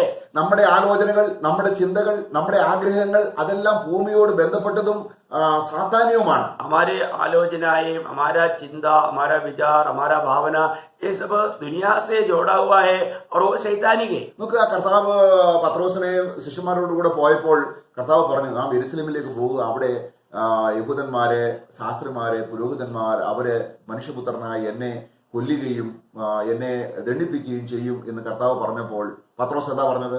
जब हम देखते हैं कि प्रभु यीशु मसीह ने हम यरूशलेम की ओर जा रहा है, और जाने के बाद में शास्त्री, फरीसी लोग, याजक लोग पकड़ करके मुझे इसी प्रकार सताएगा, सूली पर चढ़ाएगा, ये सब सुनने के समय में पत्रोस ने क्या कहा? പത്രോസ് ചിന്തിച്ചു, അയ്യോ, ഞാൻ വള്ളവും വലയും വിട്ടു, ഇപ്പോൾ ഇവന്റെ കൂടെ ജീവിക്കുമ്പോൾ ജോലി ചെയ്യാതെ ഭൗമികമായ നിലയിൽ കാര്യങ്ങൾ നടന്നു പോവുകയാണ്. अभी मैंने पत्रोस ने ये विचार किया, अरे मैंने तो जाल भी छोड़ दिया, बोट भी छोड़ दिया, अभी मैं इस प्रभु के साथ चलते हुए मैंने बहुत कुछ पद्धति तैयार किया, अभी ये तो मरने जा रहा है. ये सोच करके पत्रोस ने अभी क्या कहा? അപ്പൊ പത്രോസ് പറയാണ്, കർത്താവ് ഒരിക്കലും അരുത്. ओ प्रभु, तुझे कभी ऐसे ना होने दे. നോക്കുക, ഈ കർത്താവ് അവനെ ശാസിച്ചു. तुरंत हम देखते हैं कि प्रभु ने उसको डांटा. അവനെയല്ല ശാസിച്ചത്, मानो पत्रोस को नहीं डांटा. പോ പിശാചേ. हे शैतान, അപ്പൊ मुझसे दूर हो. അവന്റെ ഹൃദയത്തിലെ ആലോചന ആരുടെ ആയിരുന്നു? मानो उसका अर्थ क्या है कि उन्होंने जो उसकी दिल से जो बात कहा था, वो उसकी आलोचना किसका था? അവിടെ കർത്താവ് സാത്താന്റെ ആലോചനയാണ് നിന്റെ ഹൃദയത്തിലുള്ളതെന്ന് പറഞ്ഞിട്ടില്ല. अभी प्रभु ने ये नहीं कहा कि तुम्हारे अंदर शैतान ने विचार डाला करके. എന്നാൽ കർത്താവ് പറയുന്നുണ്ട്, നീ ദൈവത്തിന്റെ അല്ല മനുഷ്യരുടെ ആലോചനയാണ് ചിന്തിക്കുന്നത്. परंतु प्रभु ने वहां पर एक बात कहा कि तुम परमेश्वर का नहीं, मनुष्य की बातें सोचते हैं. അപ്പൊ മനുഷ്യന് വേണ്ടി മനുഷ്യന്റെ ഈ ചിന്ത ഇവന്റെ ഹൃദയത്തെ രൂപപ്പെടുത്തുന്നത് ആരാണ്? तो इसको मतलब जो मनुष्य की प्रकार, मनुष्य के लिए इस प्रकार का चिंता विचार पत्रोस के अंदर कौन डाला? സാത്താൻ. शैतान ने डाला. അതുകൊണ്ടാണ് ഈ ദേഹിയെ ജീവൻ ഒഴിവാക്കണം. इसलिए प्रभु का वचन कहता है कि हमारा ये प्राण की जीवन को हटाना है. അനന്യാസും സഫീറും നോക്ക്, अनन्या और सफीरा का बात सोचिए. അവർ വിശുദ്ധീകരണത്തിൽ മുന്നേറാത്തത് കൊണ്ട് वे लोग पवित्रताई में आगे ना बढ़ने के कारण കർത്താവ് അവരെ വിശുദ്ധീകരിച്ചതാണ്. प्रभु ने उनको शुद्ध किया. പക്ഷെ അവരുടെ ഹൃദയത്തിൽ വീണ്ടും ലോകത്തിന് ചിന്ത കൊണ്ടുവന്നു. परंतु उनका हृदय में शैतान ने इस दुनिया की चिंता लाया. പത്രോസ് ചോദിക്കുകയാണ്, സാത്താൻ നിങ്ങളുടെ ഹൃദയം കൈവശമാക്കാൻ നിങ്ങൾ അനുവദിച്ചത് എന്ത്? पत्रोस ने अनन्यास को पूछता है कि शैतान ने तेरा हृदय को वश में क्यों किया? അപ്പൊ നമ്മൾ അറിഞ്ഞിരിക്കേണ്ട ഒരു കാര്യം, പല ചിന്തകളും നമ്മൾ ചിന്തിക്കുന്നത് നമ്മുടെയാണെന്ന്. प्रियो, हमें ये बात को जरूर ध्यान से समझना है. कई बार कई विचार, कई चिंता हम करता है तो हमको लगता है कि ये चिंता प्रभु की ओर से करके, പക്ഷെ അത് നമ്മൾ വഞ്ചിക്കപ്പെടരുത്. परंतु प्रियो, यहाँ पर हम धोखा ना खाए. അതുകൊണ്ട് നമ്മുടെ ഹൃദയത്തിൽ വരുന്ന ആലോചനകൾ, ചിന്തകൾ, ഭാരങ്ങൾ എന്ത് തന്നെയാണ്, നല്ലതാണെങ്കിലും ചീത്തയാണെങ്കിലും അത് ഒഴിവാക്കണം, അത് മരിക്കാൻ. അതാണ് കാൽവരി ക്രൂശിൽ കർത്താവായ യേശു ക്രിസ്തു ഇതിനെയും ചുമന്നുകൊണ്ട് പോയ ക്രൂശിലാക്കുക എന്നുള്ളൊരു മരണത്തിന് ഏൽപ്പിക്കുക എന്നൊരു ഉത്തരവാദിത്വം വിശ്വാസിക്കുണ്ട്. प्रियो, हमारे जीवन में, हमारा हृदय में आने वाला जो मानसिक चिंता, वो विचार, भावना, इन सारे बातों को सूली पर चढ़ाने का एक बड़ा जिम्मेवारी कर्तव्य हर एक गुलाट पाया हुआ उदार पाया हुआ पवित्र लोगों का है। അപ്പൊ ഇവിടെ 20 അധ്യായത്തിന്റെ 5-ാം വാക്യം നമ്മൾ വായിച്ചത് यहाँ पर नीति वचन 20 अध्याय का 5 वचन में जो हमने पढ़ा, മനുഷ്യന്റെ ഹൃദയത്തിലെ ആലോചന ആഴമുള്ളതാണ്. मनुष्य के हृदय में जो भावना विचार जो है वो बहुत गहरा है, അവന് പോലും അറിയത്തില്ല. उनको खुद भी नहीं मालूम। നമ്മൾ നനച്ചിരിക്കാത്ത സമയത്തിലാണ്, നമ്മൾ വലിയ ആലോചനയൊന്നും ഇല്ലാത്തപ്പോഴാണ് ഓരോ ചിന്തകൾ ഇങ്ങനെ നമ്മൾ ചിന്തിക്കാത്ത കാര്യങ്ങൾ പോലും ഹൃദയത്തിൽ നിന്ന് ഉയർന്നു വരുന്നത്. प्रियो, हम कभी सोचते भी नहीं, ऐसे समय में कुछ ऐसा विचार भावनाएं हमारे दिल से उठता है। ഇവിടെ ബുദ്ധിയുള്ള മനുഷ്യൻ, परंतु यहाँ पर बुद्धिमान मनुष्य, നേരത്തെ നമ്മൾ വായിച്ചു മൂഢ. परंतु पहले हम बुद्धिहीन को देखा, അപ്പൊ ബുദ്ധിഹീനൻ എന്ത് ചെയ്യുന്നു? और जो बुद्धिहीन लोग, जो मूर्ख लोग क्या करता है, അത് ക്രൂശിൽ വിതയ്ക്കുന്നില്ല, वो क्रूस पर नहीं लगाता, അത് കോരിയെടുക്കണം. वो उसमें से निकालना है, ആ ചിന്തയുടെ സ്ഥാനം കാൽവരിയാണ്. क्योंकि उस विचार का जो स्रोत जो है कालवरी है, അത് ദൈവത്തിന്റെ സന്നിധിയിൽ യോഗ്യമല്ല. वो परमेश्वर की निकटता में योग्य नहीं, അത് ക്രൂശിക്കാനേ അതിനെ കൊള്ളുകയുള്ളൂ. और इन सारे बुरी विचार सब सूली पर चढ़ाने की योग्य है। ഈ നിലയിൽ ചിന്തിക്കുന്ന വ്യക്തി വിവേകമുള്ളവനാണ്, പരിശുദ്ധാത്മാവിനെ. കാരണം നമ്മുടെ ദൈവത്തിന്റെ വചനം എന്ത് ചെയ്യുന്നു? നമ്മുടെ പാപഭേദങ്ങളെ വിവേചിച്ചറിയും തരുന്നു. यो इस प्रकार जो अपने प्रभु क्या करता है, हमारे विचारों को भावनाओं को जांचता है, जानता है। അപ്പോൾ നമ്മൾ എന്ത് ചെയ്യണം? വിതയ്ക്കണം. हमारे जीवन में हमें क्या करना, हमें बोना है, അത് വെച്ചുകൊണ്ടിരിക്കുന്നത് കോരിയെടുക്കണം. हमें उसको मतलब रखे नहीं रहना, उसको निकालना है। അവിടെ വെച്ചുകൊണ്ടിരുന്നാൽ അത് വളരെയധികം മൾട്ടിപ്ലൈ ആകും. अगर हम वहां पर रखते रहेगा तो वो वापस वो बढ़ते जाएगा, സാത്താൻ അത് പ്രവർത്തിക്കും. और शैतान को कार्य करने के लिए अवसर मिलेगा। നാം അത് വെളിച്ചത്തിലേക്ക് കൊണ്ടുവരണം. परंतु हमें उन बातों को ज्योति में लाना है, കർത്താവിനോട് തുറന്നു പറയണം, हम प्रभु के सामने वो खोल कर कहना है, എന്റെ ഹൃദയത്തിൽ ഇങ്ങനെ ഒരു ചിന്തയുണ്ട്. प्रभु मेरे दिल में ऐसे एक विचार है। കർത്താവ് പറയും, ആ പഴയ ജീവനെയാണ് ഞാൻ കാൽവരിയിൽ ക്രൂശിച്ചത്. इसलिए अब प्रभु कहेगा, तुम्हारा उस जीवन को मैंने सूली पर चढ़ाया है। അപ്പോൾ സമൃദ്ധമായ ജീവൻ ഉണ്ടാകണമെങ്കിൽ എന്ത് ചെയ്യണം? जब इसका मतलब बोलता है कि जीवन हमें प्राप्त करना है तो हमें क्या करना ഈ चाहिए? ദേഹി ജീവൻ ചത്തുകൊണ്ടേയിരിക്കണം. इस प्राण में जो भी बातें हैं, जीवन है, वो मरते जाना है। അത് ക്രൂശിലല്ലാതെ വേറെ എവിടെങ്കിലും വെച്ചാൽ അത് വളരും. वो सूली पर छोड़कर और कहीं भी रखेगा तो वो वापस बढ़ेगा, ക്രൂശിന് ഒരു ഭയങ്കര ശക്തിയുണ്ട്. क्योंकि क्रूस में एक बड़ा सामर्थ्य है। ഇതിനെ ശൂന്യമാക്കിയിട്ട് എന്ത് ചെയ്യണം? अभी उसको खाली करके क्या करना? ദൈവത്തിന്റെ ആലോചന നമ്മുടെ ഹൃദയത്തിൽ കൊണ്ടുവരണം. प्रभु की आलोचनाओं को हमें दिल में लाना है। നമ്മളവിടെ അപ്പോസ്തല പ്രവൃത്തി 20:27 എന്താ വായിക്കുന്നത്? സഭ എന്താണ്? प्रेरितों का काम 20 अध्याय का 27 वचन में हम क्या पढ़ते हैं? मंडली क्या है? क्योंकि मैं परमेश्वर के सारे अभिप्राय को तुम्हें पूरी रीति से बताने അപ്പൊ സഭ എന്ന് പറയുന്നത് ദൈവത്തിന്റെ ആലോചനയെ പൂർണ്ണമായി മനുഷ്യരുടെ ആലോചനയല്ല സഭ. मंडली क्या है? वो परमेश्वर का है, और परमेश्वर की आलोचना को पूरी रीति में लेने वाला है, क्योंकि ये मनुष्य का नहीं मंडली। അപ്പൊ സഭ ദൈവസന്നിധിയിൽ നിൽക്കുമ്പോൾ जब मंडली प्रभु की उपस्थिति में जब रहेगा, ഈ മനുഷ്യ ആലോചനകളെല്ലാം ചത്തതായിരിക്കണം. ये मनुष्य की जो भी आलोचना है वो मरा होना चाहिए, എന്നിട്ട് ദൈവത്തിന്റെ ആലോചന ജീവിക്കുന്നതായിരിക്കണം. और प्रभु की आलोचना हमारे में कार्य करना चाहिए, जिंदा रहना चाहिए, അല്ലെങ്കിൽ അത് സഭയല്ല. नहीं तो फिर वो सच्चा मंडली नहीं। നോക്കെ, സാത്താൻ നമ്മളെ വഞ്ചിക്കും. देखो, शैतान हमें धोखा देगा। നമ്മള് ഇതിനുള്ള ബന്ധത്തിൽ സഭയെ കർത്താവ് രൂപീകരിക്കുന്നതിനുള്ള ബന്ധത്തിൽ നമ്മളറിയാം, നമ്മള് ലേവ്യ പുസ്തകം അതിന്റെ 23 അധ്യായത്തിന്റെ 16 17 വാക്യങ്ങളിൽ നമ്മൾ വായിക്കുന്നുണ്ട്. लेवी 23 अध्याय का 16 और 17 वचन में हम पढ़ते हैं कि मंडली के संबंध में प्रभु कैसा कार्य करता है करके हम पढ़ते हैं।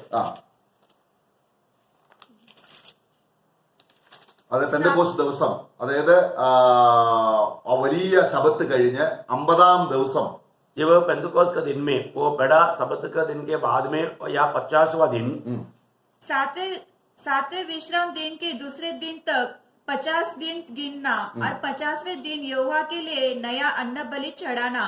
तुम अपने घरों में से एपा के 2/10 अंश मैदे की 2 रोटियां हिलाने की भेंट के लिए ले आना। वे खमीर के साथ पकाई जाए और यहोवा के लिए पहली उपज ठहरे। എന്താണ് ഇതിന്റെ അർത്ഥം? इसका अर्थ क्या है? ഇത് സഭയുടെ രൂപീകരണത്തിന്റെ പഴയ നിയമത്തിലുള്ള പെന്തക്കോസ് ദിവസത്തിലാണ് സഭ രൂപീകരിക്കപ്പെട്ടത്. अभी हम सब जानते हैं कि पेंतकोस का दिन में मंडली आरंभ हुआ। അപ്പൊ അവിടെ നമ്മൾ കാണുന്നുണ്ട്, നിങ്ങളുടെ വീടുകളിൽ നിന്ന് എന്ത് ചെയ്യണം? 2 അപ്പം കൊണ്ടുവരണം. अभी यहाँ पर हम क्या देखते हैं कि आप उस पर्व मनाने के लिए आपका घर से 2 रोटी लाना है। അപ്പൊ ഈ ദൈവവചനം അറിയാവുന്ന ജ്ഞാനമുള്ള ദൈവദാസന്മാരെല്ലാം പറയുന്നത് ഈ 2 അപ്പം കാണിക്കുന്നത് യഹൂദനെയും ജാതിയെയും ഒരുമിച്ചാക്കുന്ന കാര്യമാണ്. अभी यहाँ पर जितने लोगों को परमेश्वर का वचन का ज्ञान है, सारे वेद ज्ञानी लोग ये कहता है कि ये जो दो रोटी जो है वो यहूदी और अन्य जाति है दोनों को दिखाता है അപ്പൊ ഈ രണ്ടു കൂട്ടരും പാപികളാണ്. और ये दोनों लोग झुंड पापी है അതിനാണ് പുളിപ്പിക്കണം. इसलिए वहां पर लिखा है कि उसको कमीर करना. തീർച്ചയായിട്ടും നമുക്കറിയാം പുളിപ്പ് പാപത്തെ കാണിക്കുന്നു. और हम सब जानते हैं कि कमीर पाप को दिखाता है. ഈ പെന്തക്കോസ്ത് പെരുന്നാൾ ആഘോഷിക്കുന്നതിന് മുമ്പേ അവർ ആദ്യം ആഘോഷിക്കേണ്ടത് പെസഹായാണ്. अभी इस पेंटेकोस्त की पर्व मनाने से पहले उनको पेसका का पर्व मनाना है. പെസഹായുടെ അപ്പത്തിൽ യാതൊരു പുളിപ്പും പാടില്ല. और पेसका के पर्व में जो भी हमारा रोटी बनाएगा उसमें कभी भी कमीर नहीं होना. എന്നാൽ പെന്തക്കോസ്ത് ദിനത്തിൽ പറയുകയാണ് പുളിപ്പിച്ച അപ്പം ചൂടണം. परंतु यहाँ पर पेंटेकोस्त के दिन के लिए कहता है कि कमीर किया हुआ उस आटे को रोटी बनाना. എന്താണ് ഇതിന്റെ അർത്ഥം? उसका अर्थ क्या है? ഒരു ആത്മീയ മർമ്മം അവിടെ പതിയിരിപ്പുണ്ട്. यहाँ पर एक आत्मिक भेद की बात छिपा हुआ है. നമുക്കറിയാം നമ്മുടെ ബേക്കറിയിൽ നിന്നൊക്കെയും നമ്മള് വലിയ നല്ല സോഫ്റ്റ് ഉള്ള ബ്രെഡ് വാങ്ങും. हम लोग बेकरी से बहुत हमारा एकदम नाजुक रीति का सॉफ्ट ब्रेड लेते हैं. അത് സോഫ്റ്റ് ആക്കാൻ വേണ്ടി പുളിപ്പ് ഈസ്റ്റ് ചേർക്കുന്നുണ്ട്. अभी उनको इतना नरम बनाने के लिए उनमें हमारा ईस्ट या कमीर मिलाता है. എന്നാൽ ബേക്കറിക്കാരൻ ഒരുപാട് ദിവസം ആ ഈസ്റ്റ് അങ്ങനെ പുളിപ്പിച്ചുകൊണ്ടിരിക്കത്തില്ല. परंतु उस बेकरी के लोग ज्यादा दिन इस प्रकार का कमीर को मिलाया हुआ अवस्था में नहीं रखेगा. ആ പുളിപ്പിന് ജീവനുണ്ട്. वो जो कमीर जो है उसमें जीवन है അത് വളർന്നുകൊണ്ടിരിക്കുകയാണ്. और वो बढ़ते जाता है. ഈ വളർച്ചയെ എങ്ങനെ നിർത്താൻ കഴിയും? और ये जो बढ़ोतरी को हम कैसे रुका सकता है? ഇനി വളരാൻ കഴിയാത്തൊരു സാഹചര്യം ഉണ്ടാക്കാൻ എങ്ങനെ കഴിയും? वो ना बढ़ने के लिए ऐसा एक मौसम कैसे बना सकता है? ബേക്ക് ചെയ്യുക. उसको क्या करने का? उसको पकाना. അതായത് തീയിലിട്ട് ചുടുക. उसको आग में पकाना. അപ്പോൾ ആ ബ്രെഡിന്റെ അകത്തുള്ള അണുക്കൾ ജീവനുള്ള കോശങ്ങൾ ചത്തുപോകും. उसमें वो जो कमीर के अंदर जो जीवन है वो सब मर जाएगा. പ്രിയമുള്ളവരെ, ക്രിസ്തുവിൽ ഒരു വിശ്വാസിയുടെ അവസ്ഥ ഇതല്ലേ? प्रियो, यही एक मसीह विश्वासी की अवस्था है. ഈ പാപജീവൻ ये हमारा पाव भरा जीवन യേശു ക്രിസ്തുവിനോട് മരിച്ചു. जब प्रभु यीशु मसीह के साथ मर गया, നാം അത് വിശ്വസിക്കണം. हम लोग उस बात को हमें विश्वास के द्वारा हमें वो बात को अंगीकार करना है. അവിടെ ദൈവസന്നിധിയിൽ വരുമ്പോൾ അവരിൽ പാപം ഉണ്ടോ? ഉണ്ട്. क्योंकि प्रभु की उपस्थिति में आने के समय में उनमें पाप है क्या? है. പക്ഷെങ്കിൽ तो परंतु അതിന് വളരാൻ ഒരു സാഹചര്യം. उसको अभी बढ़ने के लिए एक मौका नहीं. ചത്തിരിക്കുക. अभी मर गया है. ഈ ആത്മാവ് ജീവിക്കുകയാണ്. आत्मा जीवित है. പാപം നമ്മൾ ജീവിക്കുകയല്ല. पाप हमारे में नहीं गिरा. ക്രിസ്തു നിങ്ങളിൽ ഉണ്ടെങ്കിലോ मसीह अगर आप में है, നിങ്ങളുടെ ശരീരം आपका शरीर പാപത്തിന് മരിച്ചിരിക്കുകയാണ്. पापों के लिए मर गया. പ്രിയമുള്ളവരെ, ക്രൂശിലെ മാഹാത്മ്യം എത്ര ശ്രേഷ്ഠമാണ്. प्रियो, सूली की महत्व कितना श्रेष्ठ है. ഈ കാര്യമാണ് നമ്മൾ നേരത്തെ വായിച്ചത്. അതായത് 1 Corinthians 15 മൂടാ നീ വിതയ്ക്കുന്നത് ചത്തില്ലെങ്കിൽ. അപ്പൊ നമ്മുടെ ഹൃദയത്തിൽ ഉയർന്നു വരുന്ന എല്ലാ ജഡീക ചിന്തകളും ആഗ്രഹങ്ങളും താല്പര്യങ്ങളും ക്രൂശിലേക്ക് കൊടുത്ത് ക്രൂശിൽ വിതച്ചാൽ അത് ആണി അടിക്കപ്പെട്ടിരിക്കും. हमारे जीवन में हमने पहला कोरिन्थी 15 अध्याय में 33 में देखा था, हे बुद्धिहीन मनुष्य, जो भी हम बोता है यदि वो नहीं मरेगा तो एक नया शरीर के साथ वो वापस उगेगा नहीं. इसी प्रकार हमारे एक बातों को अगर हम सूली पर नहीं चढ़ा था तो वैसे रहेगा, परंतु जो पर चढ़ाया है तो हम जीवन प्राप्त करके प्रभु के योग्य जीवन बिताएगा. കർത്താവ് പറഞ്ഞിട്ടുണ്ട്. കർത്താവിന്റെ ശിഷ്യത്വത്തിന്റെ ഇതിൽ കർത്താവ് വ്യക്തമായി പഠിപ്പിച്ചിട്ടുണ്ട്. ക്രൂശ് എടുത്തുകൊണ്ട് ദിനംതോറും ക്രൂശ് എടുത്ത് എന്നെ അനുഗമിക്കാത്തവന് എന്നെ ശിഷ്യനായിരിക്കാൻ കഴിയത്തില്ല. प्रभु यीशु मसीह ने क्लियर रीति में सिखाया है कि जो भी मेरे पीछे हो लेना चाहता है वो अपने आप को भी इनकार कर सूली लेकर नहीं आता, वो मेरे पीछे नहीं आ सकता, वो मेरा चेला नहीं बन सकता. അപ്പൊ നമ്മൾ ഡെയിലി ഈ ക്രൂശീകരണത്തിൽ നമ്മുടെ ദേഹി ജീവൻ ചത്തുകൊണ്ടേയിരിക്കണം. प्रियो, हमारा डेली जीवन में रोज हमारा जो प्राण में जो भी पाप का स्वभाव है, जो कमीरपन है, वो सब हमारे जीवन में मरते जाना चाहिए. റോമലേഖനം 6:8 അതാണ്. നിങ്ങൾ ഇത് വിശ്വസിക്കണം, നാം ഇത് വിശ്വസിക്കണം. अभी रोमियो का पत्री 6 अध्याय का 8 वचन में हम वही बात को देखते हैं कि हमें इस बात को विश्वास करना चाहिए. रोमियो 6 का 8. इसलिए यदि हम मसीह के साथ मर गए तो हमारा विश्वास यह है कि उसके साथ जिएंगे भी. നോക്കുക, സ്വർഗത്തിൽ പോയി ജീവിക്കുന്ന കാര്യമല്ല. अभी हम स्वर्ग में जाकर जीने की बात नहीं. ക്രിസ്തു എന്നിൽ ജീവിക്കണമെങ്കിൽ, प्रभु यीशु मसीह मुझ में जीना है, എന്റെ ഹൃദയത്തിൽ ജീവിക്കണമെങ്കിൽ, मेरे हृदय में रहना है तो കാരണം ആ പഴയ മനുഷ്യൻ ചാകണം. वो पुराना मनुष्य मरना है. അതിനെ കൊല്ലാനാണ് കർത്താവ് ക്രൂശിൽ കയറിയത്. उस पुराना मनुष्य को खत्म करने के लिए प्रभु यीशु मसीह सूली पर चढ़ा. നമ്മൾ തന്നെ കൊല്ലാൻ ശ്രമിച്ചാൽ സാധിക്കത്തില്ല. हम अपने आप को मारने मारने की कोशिश करेगा तो यह असंभव है। നാം ആത്മാവിൽ ജീവിക്കുമ്പോൾ हम जब आत्मा में जीता है, ആത്മാവ് നമുക്ക് കാണിച്ചു തരും. आत्मा हमें दिखाएंगे। അപ്പോൾ ആത്മാവിൽ നമ്മൾ ഈ ദേഹിയുടെ അല്ലെങ്കിൽ ഈ ജഡത്തിന്റെ ജീവനെ നമ്മൾ ക്രൂശിൽ സമർപ്പിക്കണം. കാരണം നമ്മൾ വായിക്കുന്നുണ്ട് റോമാലേഖനം 8:13 आत्मा में हमें अपनी उस शारीरिक बातों को, शारीरिक स्वभाव को सूली पर चढ़ाना है, क्योंकि हम लोग रोमियों का पत्र 8:13 में हम पढ़ता है, നാം ജഡത്തിൽ ഓക്കെ, क्योंकि यदि तुम शरीर के अनुसार दिन काटोगे तो मरोगे, यदि आत्मा से देह की क्रिया को എന്ന് പറഞ്ഞ അർത്ഥം, മരിക്കുക എന്ന് പറഞ്ഞ അർത്ഥം നമ്മുടെ ശരീരത്തിലങ്ങ് മരിച്ചു വീഴുക എന്നല്ല. यहाँ पर का मरने का अर्थ हम शरीर में मर करके गिर जाना वो नहीं, കർത്താവിൽ നിന്ന് അകന്നുപോയി, हम प्रभु से दूर चला गया। അകന്നുപോയി. മരണം എന്താണ്? വേർപാടിനെയാണ് കാണിക്കുന്നത്. क्योंकि मृत्यु हमारा प्रभु से दूर होने का अलगवाई को दिखाता है। കർത്താവിനോട് ഞാൻ അടുത്തടുത്ത് വരണം. मैं प्रभु के और भी निकट निकट आना। അതിന് ഏക വഴി മരിച്ചുകൊണ്ടേയിരിക്കുക. इसका एक ही मार्ग क्या है? हमें रोज मरते जाना।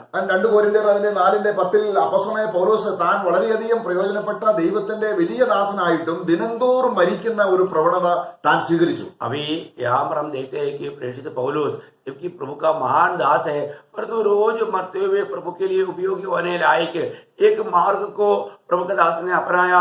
2 कुरिन्थी 4:10 में हम देखते हैं कि वो अपना गवाही देता है। 2 कुरिन्थी 4:10 हम यीशु की मृत्यु को अपने देह में हर समय लिए फिरते हैं कि यीशु का जीवन भी हमारे देह में प्रकट हो। നോക്കുക, ക്രിസ്തുവിന്റെ മരണം എപ്പോഴും ഞാൻ എന്റെ ശരീരത്തിൽ വഹിക്കുന്നു. अभी यहाँ पर प्रेषित पौलुस गवाही देता है कि मैं यीशु मसीह की मृत्यु को मैं हमेशा मेरे शरीर में स्वीकारता हूँ। അപ്പൊ അതിന്റെ അർത്ഥം എന്താണ്? इसका अर्थ क्या है? ഇതാണ് വിശുദ്ധീകരണത്തിന്റെ വഴി. प्रियो, यही है पवित्रताई में बढ़ने वाला मार्ग। നമ്മൾ ചിന്തിച്ചുകൊണ്ടിരിക്കുന്ന വിഷയം എന്താണ്? വിശുദ്ധീകരണം കൂടാതെ കർത്താവിനെ കാണുകയില്ല എന്ന വിഷയമാണ്. അതിന്റെ വിഷയമാണ് നമ്മൾ ചിന്തിക്കുന്നത്. हम लोग क्या ध्यान करता है प्रियो? पवित्रता के बिना कोई परमेश्वर को देख नहीं सकता। वही बात को हम इस रीति में, उसको गहराई में हम ध्यान करके समझ रहे हैं। പൗലോസ് പറയുന്നുണ്ട്, ഞാൻ പ്രസംഗിച്ചതിന് ശേഷം अभी प्रेषित पौलुस ये भी गवाही देता है कि मैं प्रचार करने के बाद ഞാൻ കൊള്ളരാത്തവനായി തീരാതിരിക്കേണ്ടതിന്, मैं अपने आप को निकम्मा ना ठहरने के लिए, കൊള്ളാത്തവനായി തീരാതിരിക്കുന്ന പറഞ്ഞാൽ ഞാൻ ഡിസപ്രൂവ്, ഞാൻ തള്ളപ്പെടാതിരിക്കേണ്ടതിന്, वहां पर मैं निकम्मा या मैं इनकारा ना जाने के लिए 2 कुरिन्थी 9:27 അതിൽ 27 വാക്യം, उसका 27 परंतु मैं अपने देह को मारता कूटता और वश में लाता हूँ, ऐसा न हो कि औरों का प्रचार करके मैं आप ही किसी रीति से निकम्मा ठहरूं। നോക്കുക, പ്രസംഗിച്ചതിന് ശേഷം പ്രസംഗിക്കുമ്പോൾ ഒരുപക്ഷെ അനേകർ വന്ന് ദൈവദാസനെ നല്ല പ്രസംഗമായിരുന്നു, നല്ലതായിരുന്നു എന്നൊക്കെ പറഞ്ഞ് പുകഴ്ത്തുമായിരിക്കും. ये ऐसा बात करने का अर्थ क्या है कि प्रचार होने के बाद में कई लोग आकर के ऐसा भी बात करेगा, अच्छा प्रचार था। वो बात सुनने के टाइम पर उसके जीवन में घमंड आ सकता है, इसलिए वो करता है। സാത്താൻ നമ്മളെ വഞ്ചിക്കും. शैतान वहां पर धोखा दे सकता है। ആരും പ്രശംസിച്ചില്ലെങ്കിൽ നമുക്ക് ദുഃഖം തോന്നും. हाँ, कई बार है ना, दूसरा कोई अगर हमारा प्रशंसा ना करे तो हमको दुख लगेगा। ഇവിടെ നോക്കുക, നമ്മൾ പ്രശംസ ഇപ്പോൾ പ്രശംസ കിട്ടിയാൽ നിനക്ക് കിട്ടേണ്ട പ്രശംസ കിട്ടിപ്പോയി. प्रियो, अगर हमें प्रशंसा मिल गया तो स्वर्ग में जो प्रभु की उपस्थिति में हमें जो प्रशंसा मिलना चाहिए वो आपको मिल गया। यदि ആരെങ്കിലും നമ്മളെ പ്രശംസിക്കുന്നെങ്കിൽ ഉടനെ കർത്താവേ മഹത്വം നിനക്ക്, നിന്റെ മഹത്വം ഞാൻ കവരുകയില്ല, നിന്റെ മഹത്വമാണിത്. प्रियो, अगर कोई प्रशंसा भी करे तो तुरंत हमारा दिल में ये भावना होना चाहिए, ये प्रभु ये महिमा तेरा है, मैं तेरी महिमा को कभी नहीं लूंगा। ഞാൻ സ്വന്തമായിട്ട് അത് എടുത്താൽ, मैं अगर उस महिमा को, प्रशंसा को मैं अपने लिए अगर लेगा तो ഞാൻ അകന്നുപോയി. मैं प्रभु से दूर हो गया। അതുകൊണ്ടാണ് നമ്മുടെ ഹൃദയത്തിൽ വരുന്ന എന്ത് ഉടനെ ക്രൂശിലേക്ക് പോകണം. इसलिए हमारे हृदय में आने वाला ऐसे भावनाओं को भी लेकर के सूली पर जाना है, सूली के पास जाना है। നമ്മളൊരു നല്ല പ്രവൃത്തി ചെയ്യുമ്പോഴും അങ്ങനെ സംഭവിക്കും. प्रियो, अब एक अच्छा काम करने के समय में भी इस प्रकार का भावना विचार ला करके इस रीति में धोखा खा सकता है। അത് ദൈവത്തിന്റെ ആലോചനയല്ല, वो प्रभु की आलोचना नहीं, അത് സാത്താൻ നമ്മളെ ഇവിടെ കൊണ്ടുവരികയാണ്. वो शैतान हमारे अंदर डालने वाला बात है। അത് പത്രോസിനെ പോലെ നമ്മളത് സ്വീകരിക്കുന്നു. हम लोग पत्रोस का सामान उसको स्वीकारता है। നോക്കുക സാത്താന്റെ വഞ്ചന. देखिए शैतान कैसे धोखा देता है। വിവേകമുള്ള മനുഷ്യൻ प्रियो, जो अच्छा समझदार है അവൾ ക്രൂശിലേക്ക് കൊടുക്കും. वो सारे बात को तुरंत सूली पर डालेगा। അപ്പൊ ഒരു ദിവസം എത്ര പ്രാവശ്യം നമ്മൾ ക്രൂശിക്കപ്പെടണം? इसका मतलब एक दिन में कितनी बार हमें सूली पर चढ़ाने वाला अनुभव चाहिए। ദൈവത്തിന്റെ ആത്മാവാ ജ്ഞാനം തരുമ്പോൾ അവൻ പിന്നെയും പറയാണ്, എന്റെ കർത്താവേ എന്നിൽ ഒരു യോഗ്യതയും ഇല്ല, നീ ഇങ്ങനെ ക്രൂശിക്കപ്പെടും. എന്നാൽ യേശുക്രിസ്തുവിനെ നോക്കുക, യേശുക്രിസ്തുവിന് ദിവസവും ക്രൂശിക്കപ്പെടേണ്ട ഒരു ആവശ്യമില്ല. प्रियो, हमारे जीवन में हमें रोज सूली पर जाने की जरूरत है, क्योंकि प्रभु का मतलब उस प्रशंसा को कूद लेने वाला अनुभव कई बार शैतान लाएगा, लेकिन प्रभु यीशु मसीह के जीवन ऐसे नहीं था। यीशु मसीह को सूली पर जाने का ऐसा कभी जरूरत नहीं था। അതുകൊണ്ടാണ് യേശുവിന്റെ ജീവൻ നമ്മുടെ ഹൃദയത്തിൽ വരേണ്ടതിന് എന്റെ ജീവൻ ഒഴിഞ്ഞു കൊടുക്കണം. इसलिए प्रभु यीशु मसीह के जीवन मेरे दिल में आने के लिए मेरा जीवन को खाली करके देना है। ഇല്ല, ഞാനത് വിതയ്ക്കണം. എവിടെ? ചത്തുപോകാൻ വിതയ്ക്കണം. मैं उसको मरने के लिए बोना है। അല്ല എങ്കിൽ ആ വിത്ത് വേറെ നിലയിൽ വളർന്നു വരും. नहीं तो वो बीज एक दूसरे प्रकार उग कर आएगा। ജഡത്തിൽ വിതച്ചാൽ ജഡത്തിൽ നാശം കൊയ്യും. जब शरीर में बोएगा तो नाश को काटेगा। ആത്മാവിൽ വിതച്ചാൽ എന്ന് പറഞ്ഞാൽ ഇതിന്റെ അർത്ഥം എന്താണ്? ആത്മാവ് ഞാൻ ക്രൂശിലേക്ക് വിതച്ചാൽ, आत्मा में बोने से, आत्मा में बोने का अर्थ क्या है? आत्मा में मैं सूली पर उस बात को लाने से ജീവനാണ്. मैं जीवन को ഏത് प्राप्त। ജീവൻ? कौन सा जीवन? എന്റെ ദേഹിയിൽ നിത്യജീവൻ. मेरा प्राण में भी मैं उस जीवन का अनुभव पाएगा। ഈ യാഥാർത്ഥ്യം ഗ്രഹിച്ചില്ലെങ്കിൽ ദൈവത്തിന്റെ ദൃഷ്ടിയിൽ അല്ലെങ്കിൽ ദൈവദാസൻ പറയാണ്, നീ മൂടനാണ്, നീ ശരിയാണ്, നീ കർത്താവിനെ കണ്ടുമുട്ടി നല്ല വിവേകമാണ്, പക്ഷെങ്കിൽ തേജസ്കരണത്തോടുള്ള ബന്ധത്തിൽ ഒരു അകല കാഴ്ച മാത്രമേ നിനക്ക് കിട്ടുകയുള്ളൂ. കർത്താവിനോട് അടുത്ത് വരുന്ന ഒരു പ്രൂഡന്റ് ആയ അല്ലെങ്കിൽ ഒരു നല്ല ഒരു ഹൃദയം അല്ലെങ്കിൽ നല്ല ഒരു പ്രകാശം നിനക്ക് കിട്ടിയിട്ടില്ല. ये सच्चाई को यदि हम नहीं जानेगा तो प्रभु का दास कहता है कि तो बुद्धिहीन है, क्योंकि जब तक आत्मा से प्राण में जीवन आकर के प्रभु का महिमा करके आगे बढ़ने वाला उस सामर्थ्यवान जीवन जब तक अगर हम नहीं बिताता है तो हमें जो सच्चा प्रकाश मिलना चाहिए अभी तक नहीं मिला करके प्रभु का दास यहाँ पर बताता है। ഒരു വിശ്വാസിയുടെ ഹൃദയത്തെ സാത്താൻ ഒരു പണിപ്പുരയാക്കും. प्रियो, एक विश्वासी की दिल को शैतान अपना हथियार बनाने का एक कारखाना बना सकता है। ദൈവം നമുക്ക് വേണ്ടി പരിജ്ഞാനത്തിൽ സ്വർഗത്തിൽ നമുക്ക് വേണ്ടി ഒരുക്കിയിട്ടുള്ളത് ഒരു കണ്ണ് കണ്ടിട്ടില്ല, ഒരു ചെവി കണ്ടിട്ടില്ല, ആരുടെ ഹൃദയത്തിൽ തോന്നിയിട്ടില്ലാത്ത വൻ കാര്യങ്ങളാണ്. പക്ഷെങ്കിൽ നമ്മളെ സാത്താൻ ചിന്തിക്കും, നീ ഇവിടെ തന്നെ എന്ത് ചെയ്യണം, വലിയ വലിയ കാര്യങ്ങൾ കാണണം, നീ ഇമാജിനേഷൻ ചെയ്യണം, നീ അങ്ങനെ ചിന്തിക്കണം, ഇങ്ങനെ ചിന്തിക്കണം എന്ന് പറഞ്ഞ് നമ്മുടെ ഹൃദയത്തെ വഞ്ചിക്കും. परमेश्वर ने पवित्र लोगों के लिए, प्रभु को प्रेम करने वालों के लिए जो तैयार किया वो बातों किसी दिल में सोचा नहीं, किसकी आंख में देखा नहीं, किसका चित्त में चढ़ा नहीं, इतना महान बात है। परंतु शैतान उस समय में दुनिया की बातें ला करके दुनिया में मिलने वाला आशीषों के पीछे हमारा मन को बहकाने के लिए प्रयास करेगा। അപ്പൊ നമ്മള് ഈ വിശുദ്ധീകരണം നമ്മള് വർഷത്തിൽ ഒരിക്കൽ പ്രാപിക്കുന്ന കാര്യം, വർഷത്തിന്റെ ആണ്ടിന്റെ നമ്മൾ ഇന്ന് ഈ വർഷത്തിന്റെ അവസാനത്തിൽ വന്നിരിക്കുകയാണ്. ये जो पवित्रता है साल का अंत में प्राप्त करने के लिए नहीं है। आज हम समझता है कि आज दिसंबर 31 है, ये साल का अंत दिन में हम आ गया है। നമ്മൾ സാധാരണ കോവിഡിന് മുമ്പാണെങ്കിൽ നമ്മള് ഇയർ എൻഡിങ് മീറ്റിംഗ് ഉണ്ട്. हम लोग इस कोविड शुरू होने से पहले तकरीबन हर साल में हर साल का आखिरी मीटिंग अंतिम दिन में 31 को करते थे। അപ്പൊ നമുക്കൊരു പാരമ്പര്യമുണ്ട്. അടുത്ത പുതിയ വർഷത്തെ സ്വാഗതം ചെയ്യാൻ വേണ്ടി പഴയ മനുഷ്യത്തെ ആ പഴയ വർഷം അവിടെ കർത്താവേ ഞങ്ങൾ ഒരുപാട് പാപം ചെയ്തു, ഞങ്ങൾ ഒന്നും ചെയ്തില്ല എന്നൊക്കെ പറഞ്ഞ ഒരു ചെറിയൊരു പ്രാർത്ഥനയൊക്കെ കഴിച്ചിട്ട് പിന്നെ അടുത്ത വർഷത്തിലേക്ക് പോവുക. अभी हम रूढ़ी परंपरा के रूप में विश्वासी लोग भी क्या करते हैं, 31 तारीख को शाम को इकट्ठा होकर के प्रभु पिछले साल में कई प्रकार का कुछ कमी आया, घटी आया, वो सब छोड़ करके अभी नया सामर्थ्य के साथ नया साल में हम प्रवेश करते बोल करके हम एक निर्णय लेकर के ऐसे जाते हैं। അതാ പഴയ മനുഷ്യൻ തന്നെയാണ്. प्रियो, वो सब पुराना मनुष्य का काम है, ഒരു പ്രയോജനവുമില്ല, कुछ फायदा नहीं, വെറും ഫൂളിഷായ വർക്കാണ്. वो बिल्कुल मूर्खता का काम है। എന്നാൽ വിവേകമുണ്ടെങ്കിൽ परंतु अगर आप समझदार है तो നമ്മൾ ഈ മല ചുമക്കേണ്ട ആവശ്യമില്ല. प्रियो, ये पहाड़ लेकर चलने का क्या जरूरत है? നമ്മുടെ ഹൃദയത്തിലേക്ക് ഉയർന്നു വരുന്ന ഏത് ചിന്തയും ഉടനെ അതിലെ 2 കൊരിന്ത്യർ 10:5 എന്താണ് കർത്താവിന്റെ ദാസൻ പറയുന്നത്? प्रियो, हमें एक बात जानना, हमारे हृदय में उगने वाला हर एक विचार जो 2 कोरिन्थी 10 अध्याय का 5 वचन में प्रभु का दास क्या कहता है, प्रभु के खिलाफ उड़ने वाला उन विचारों को भी मैं आत्मा में क्या करता है, कैद करता है। അപ്പോൾ അങ്ങനെ അപ്പം നമുക്ക് വിശുദ്ധീകരണത്തിൽ ജീവന്റെ മുന്നേറ്റം അനുസരിച്ചാണ് തേജസ്സിന്റെ മഹത്വം കിട്ടാൻ പോകുന്നത്. अगर हम पवित्रता में कितना अधिक आगे बढ़ेगा उसके अनुसार प्रभु के आगमन में हमें महिमा भी मिलने जा रहा है। സിസ്റ്റർ ഈ വചനം പഠു. 2 കൊരിന്ത്യർ दूसरा कोरिन्थी വളരെ നല്ല പ്രധാനമുള്ള ഒരു കാര്യമാണ്. 2 कोरिन्थी 10 अध्याय का 5 वचन को हम पढ़ेंगे क्योंकि वो महत्वपूर्ण वचन है। इसलिए हम कल्पनाओं का और हर एक ऊंची बात का जो परमेश्वर की पहचान के विरोध में उठती है खंडन करते हैं और हर एक भावना को कैद करके मसीह का आज्ञाकारी बना देते हैं।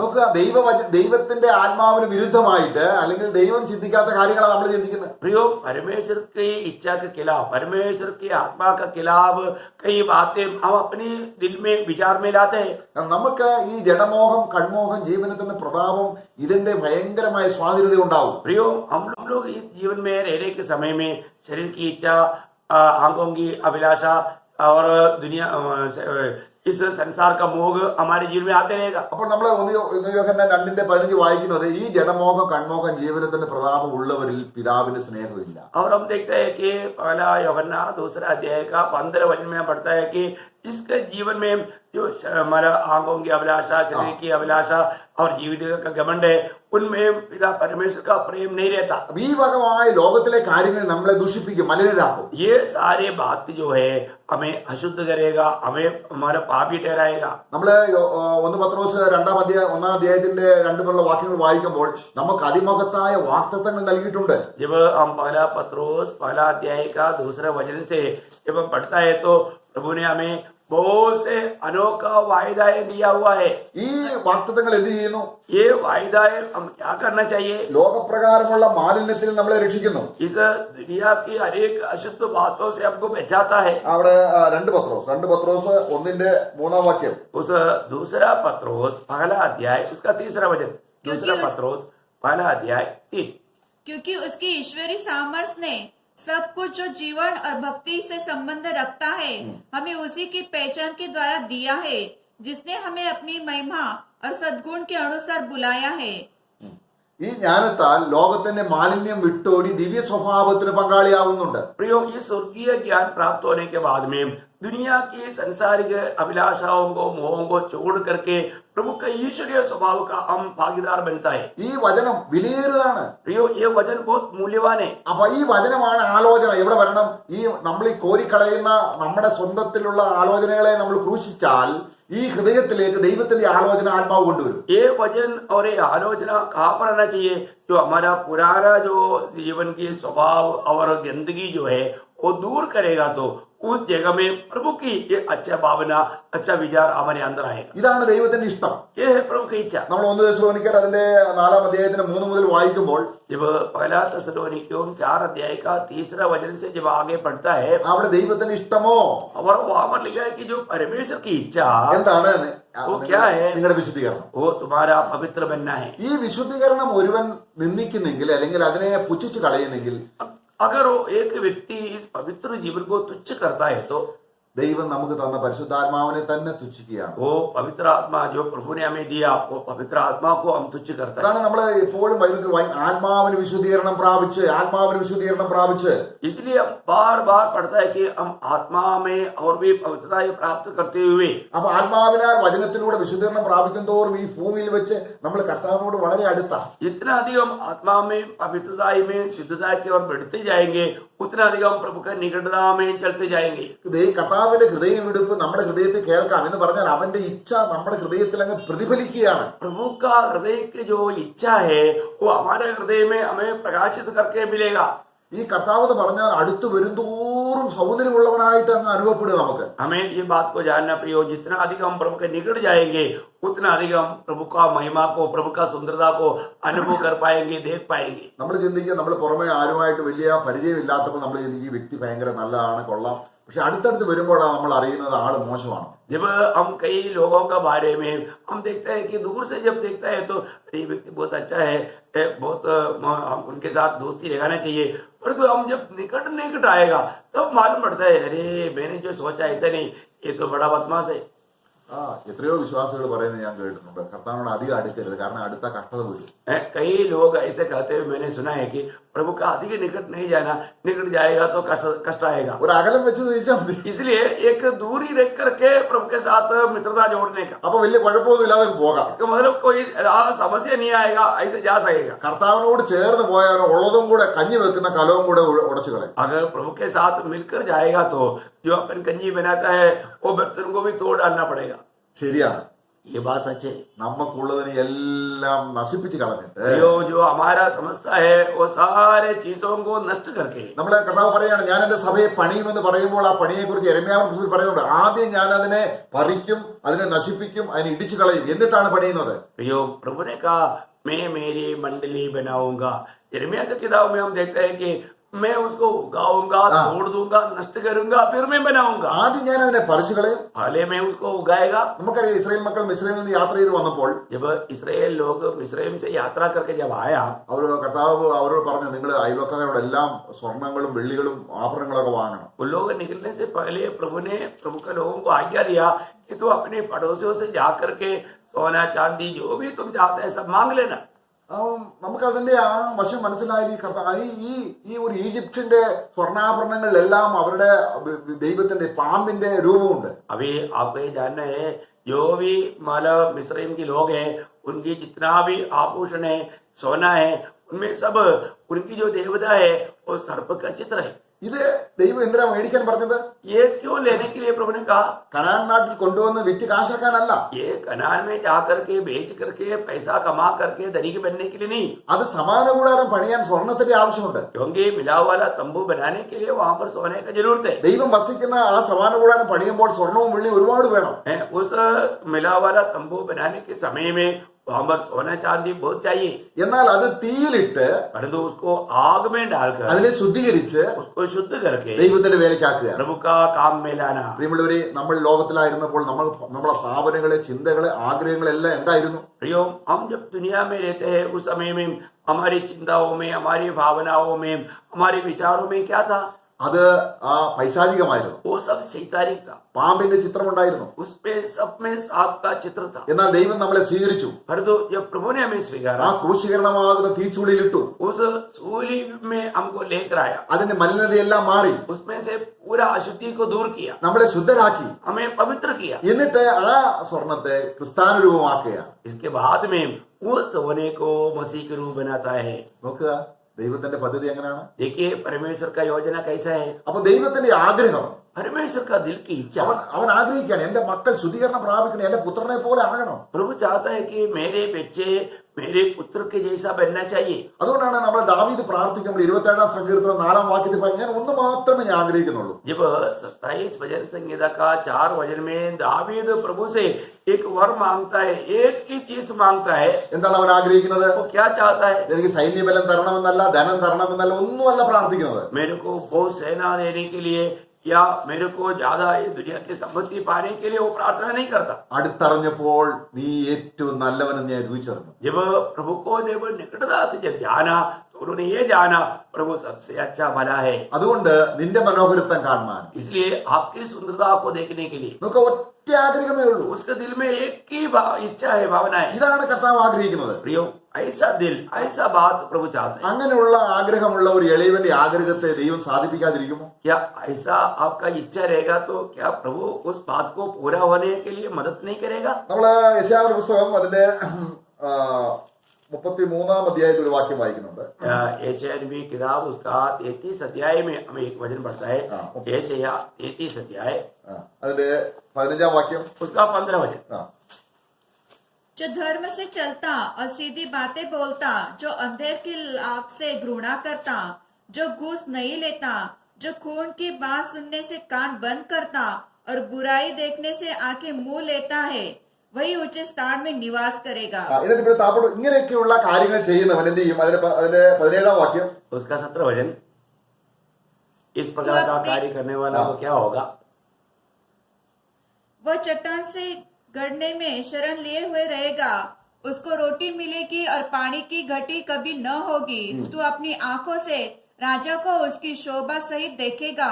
രാജാവിനെ എങ്ങനെ കാണും? राजा को कैसे देखेगा? ദൂരെ നിന്ന് കാണുമോ? दूर से देखेगा। മുകളിൽ പറയുന്ന കാര്യങ്ങൾ അവന് വെള്ളം കിട്ടിക്കൊണ്ടിരിക്കും, അപ്പം കിട്ടിക്കൊണ്ടിരിക്കും, വചനം അവന് കിട്ടുന്ന കാര്യമാണ് ഈ പറയുന്നത്. നമുക്ക് വചനം കിട്ടിക്കൊണ്ടിരുന്നാൽ രാജാവിനെ പൂർണ്ണ സൗന്ദര്യത്തോടെ കാണും. प्रियो, यहाँ पर जो ऊपर जो बोला है पानी मिलते रहेगा, उनको रोटी मिलते रहेगा, ये सब हमें प्रभु का वचन प्राप्त होगा।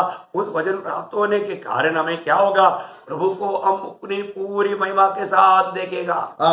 എന്നാൽ അവിടെ അതിന് ഒരു 21 വാക്യം കൂടെ വായിക്കണം. उसका 21 वचन भी हम पढ़े. നമ്മുടെ സ്വയം, നമ്മുടെ അഹങ്കാരം, നമ്മൾ താഴ്മയില്ലാത്തവരായി വചനത്താൽ നമ്മൾ ശുദ്ധീകരണം പ്രാപിച്ചില്ലെങ്കിൽ, അവിടെ വായിക്കുന്നത് അതിന്റെ 21 വാക്യം, अगर हमारे जीवन में हमारा स्वयं को, हमारा वो सारे इच्छाओं को, बातों को दूर नहीं करेगा, तो उसका 21 वचन में हम क्या पढ़ते हैं? वहाँ महाप्रतापी यहोवा हमारे लिए रहेगा, वह बहुत बड़ी बड़ी नदियों और नहरों को स्थान होगा, जिसमें डाट वाली नाव न चलेगी और न शोभामय जहाज उसमें होकर जाएंगे. പ്രതാപമുള്ള കപ്പൽ, അവിടെ അഹങ്കാരമുള്ള ആർക്കും കർത്താവിന്റെ അടുക്കൽ വന്ന് അവനെ കാണാൻ പറ്റത്തില്ല. मानो ये दुनिया का रीति में स्वाभिमान बोलेगा तो घमंडी लोग प्रभु के निकट कभी नहीं आ पाएगा.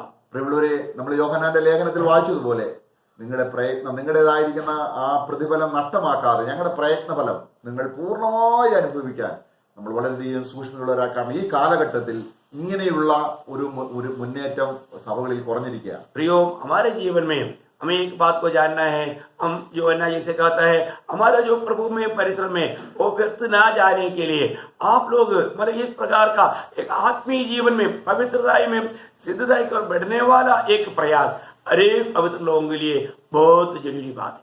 ക്രൂശ് എത്രത്തോളം നമ്മളെ ശുദ്ധീകരിക്കുന്നു, क्रूस हमें कितना पवित्र करता है. നമ്മളിലുള്ള ആ ജഡത്തിന്റെ മുഴു ചിന്തകളെയും അത് വിതയ്ക്കുന്ന ക്രൂശിലേക്ക് വിതച്ചാൽ അത് ചത്തുപോയിക്കൊണ്ടിരിക്കും. നാം ചാകുന്നതനുസരിച്ച് നമ്മൾ ഈ ക്രിസ്തുവിന്റെ ജീവൻ നമ്മൾ വർദ്ധിച്ച് വരും. अगर हम हमारे अंदर होने वाला एक बुरी विचार, बुरी भावना, वो सारे बात अगर हम क्रूस पर डालें और ऐसे डाल करके वो अगर वो मार जाएगा तो हमारे अंदर वो जीवन की बातें बढ़ते जाएगा, पवित्रता की बातें बढ़ते जाएगा और वे हम प्रभु के निकटता में जा सकेगा. उस महिमा का प्रभु को हम सही रीति में देख पाएगा. ഇതാണ് വിശുദ്ധീകരണം കൂടാതെ കർത്താവിനെ ആർക്കും കാണാൻ കഴിയില്ല. നമുക്ക് ഈ വിശുദ്ധീകരണത്തിൽ മുന്നേറിയാൽ നമ്മൾ 22:10 വായിച്ചതുപോലെ വിശുദ്ധൻ ഇനിയും തന്നെ വിശുദ്ധീകരിക്കട്ടെ. കർത്താവ് വളരെ അടുത്തിരിക്കും. इसलिए हमारा जीवन में पवित्रता के बिना कोई परमेश्वर को देख नहीं सकता. इसे हम प्रकाशित वाक्य 22 का 11 में पढ़ा था, पवित्र जन अपने आप को और भी पवित्र करे. तो हम उस पवित्रता में सिद्धता की ओर बढ़े, रोज रोज उस पवित्रता के लिए अपने जीवन को हम समर्पण करें. क्योंकि बार बार वचन कहता है पवित्रता में, तो पवित्रता का खोजी हो, पवित्रता के बिना परमेश्वर को कोई नहीं देख सकता. കർത്താവിന്റെ ആ മധ്യസ്ഥ പ്രാർത്ഥനയിൽ അവസാനം അവൻ പറയുന്നത്, പിതാവേ, നീ എനിക്ക് തന്നിട്ടുള്ളവർ എന്റെ അടുക്കൽ ഇരുന്ന് എന്റെ മഹത്വം കാണണം. क्योंकि प्रभु का हमारा पिता के साथ प्रार्थना में यीशु मसीह विनती करता है, पिता तूने जो मेरे को दिया वे लोग मेरे निकट रह करके, मेरे साथ रह करके वो मेरी संगति के सच्चा अनुभव पाए. കർത്താവിനോട് പറയാം, കർത്താവേ, ആ പ്രാർത്ഥന ഞാനും നിന്റെ പ്രാർത്ഥന ഫലിക്കണം പിതാവേ. प्रियो हमें भी यही चाहत रखना है कि प्रभु यीशु आप पिता से जो प्रार्थना किया वो प्रार्थना पूर्ण होने के लिए मैं अपने जीवन को भी इस रीति में समर्पण करता हूं करके एक समर्पण हमारा होना चाहिए. കർത്താവ് നമ്മെ അതിനായി സഹായിക്കും. प्रभु उस बात के लिए, उस पवित्रता में सिद्धता प्राप्त करने के लिए प्रभु हम सबको सहायता करे. प्रभु का अनुग्रह आप सबके साथ. आमीन.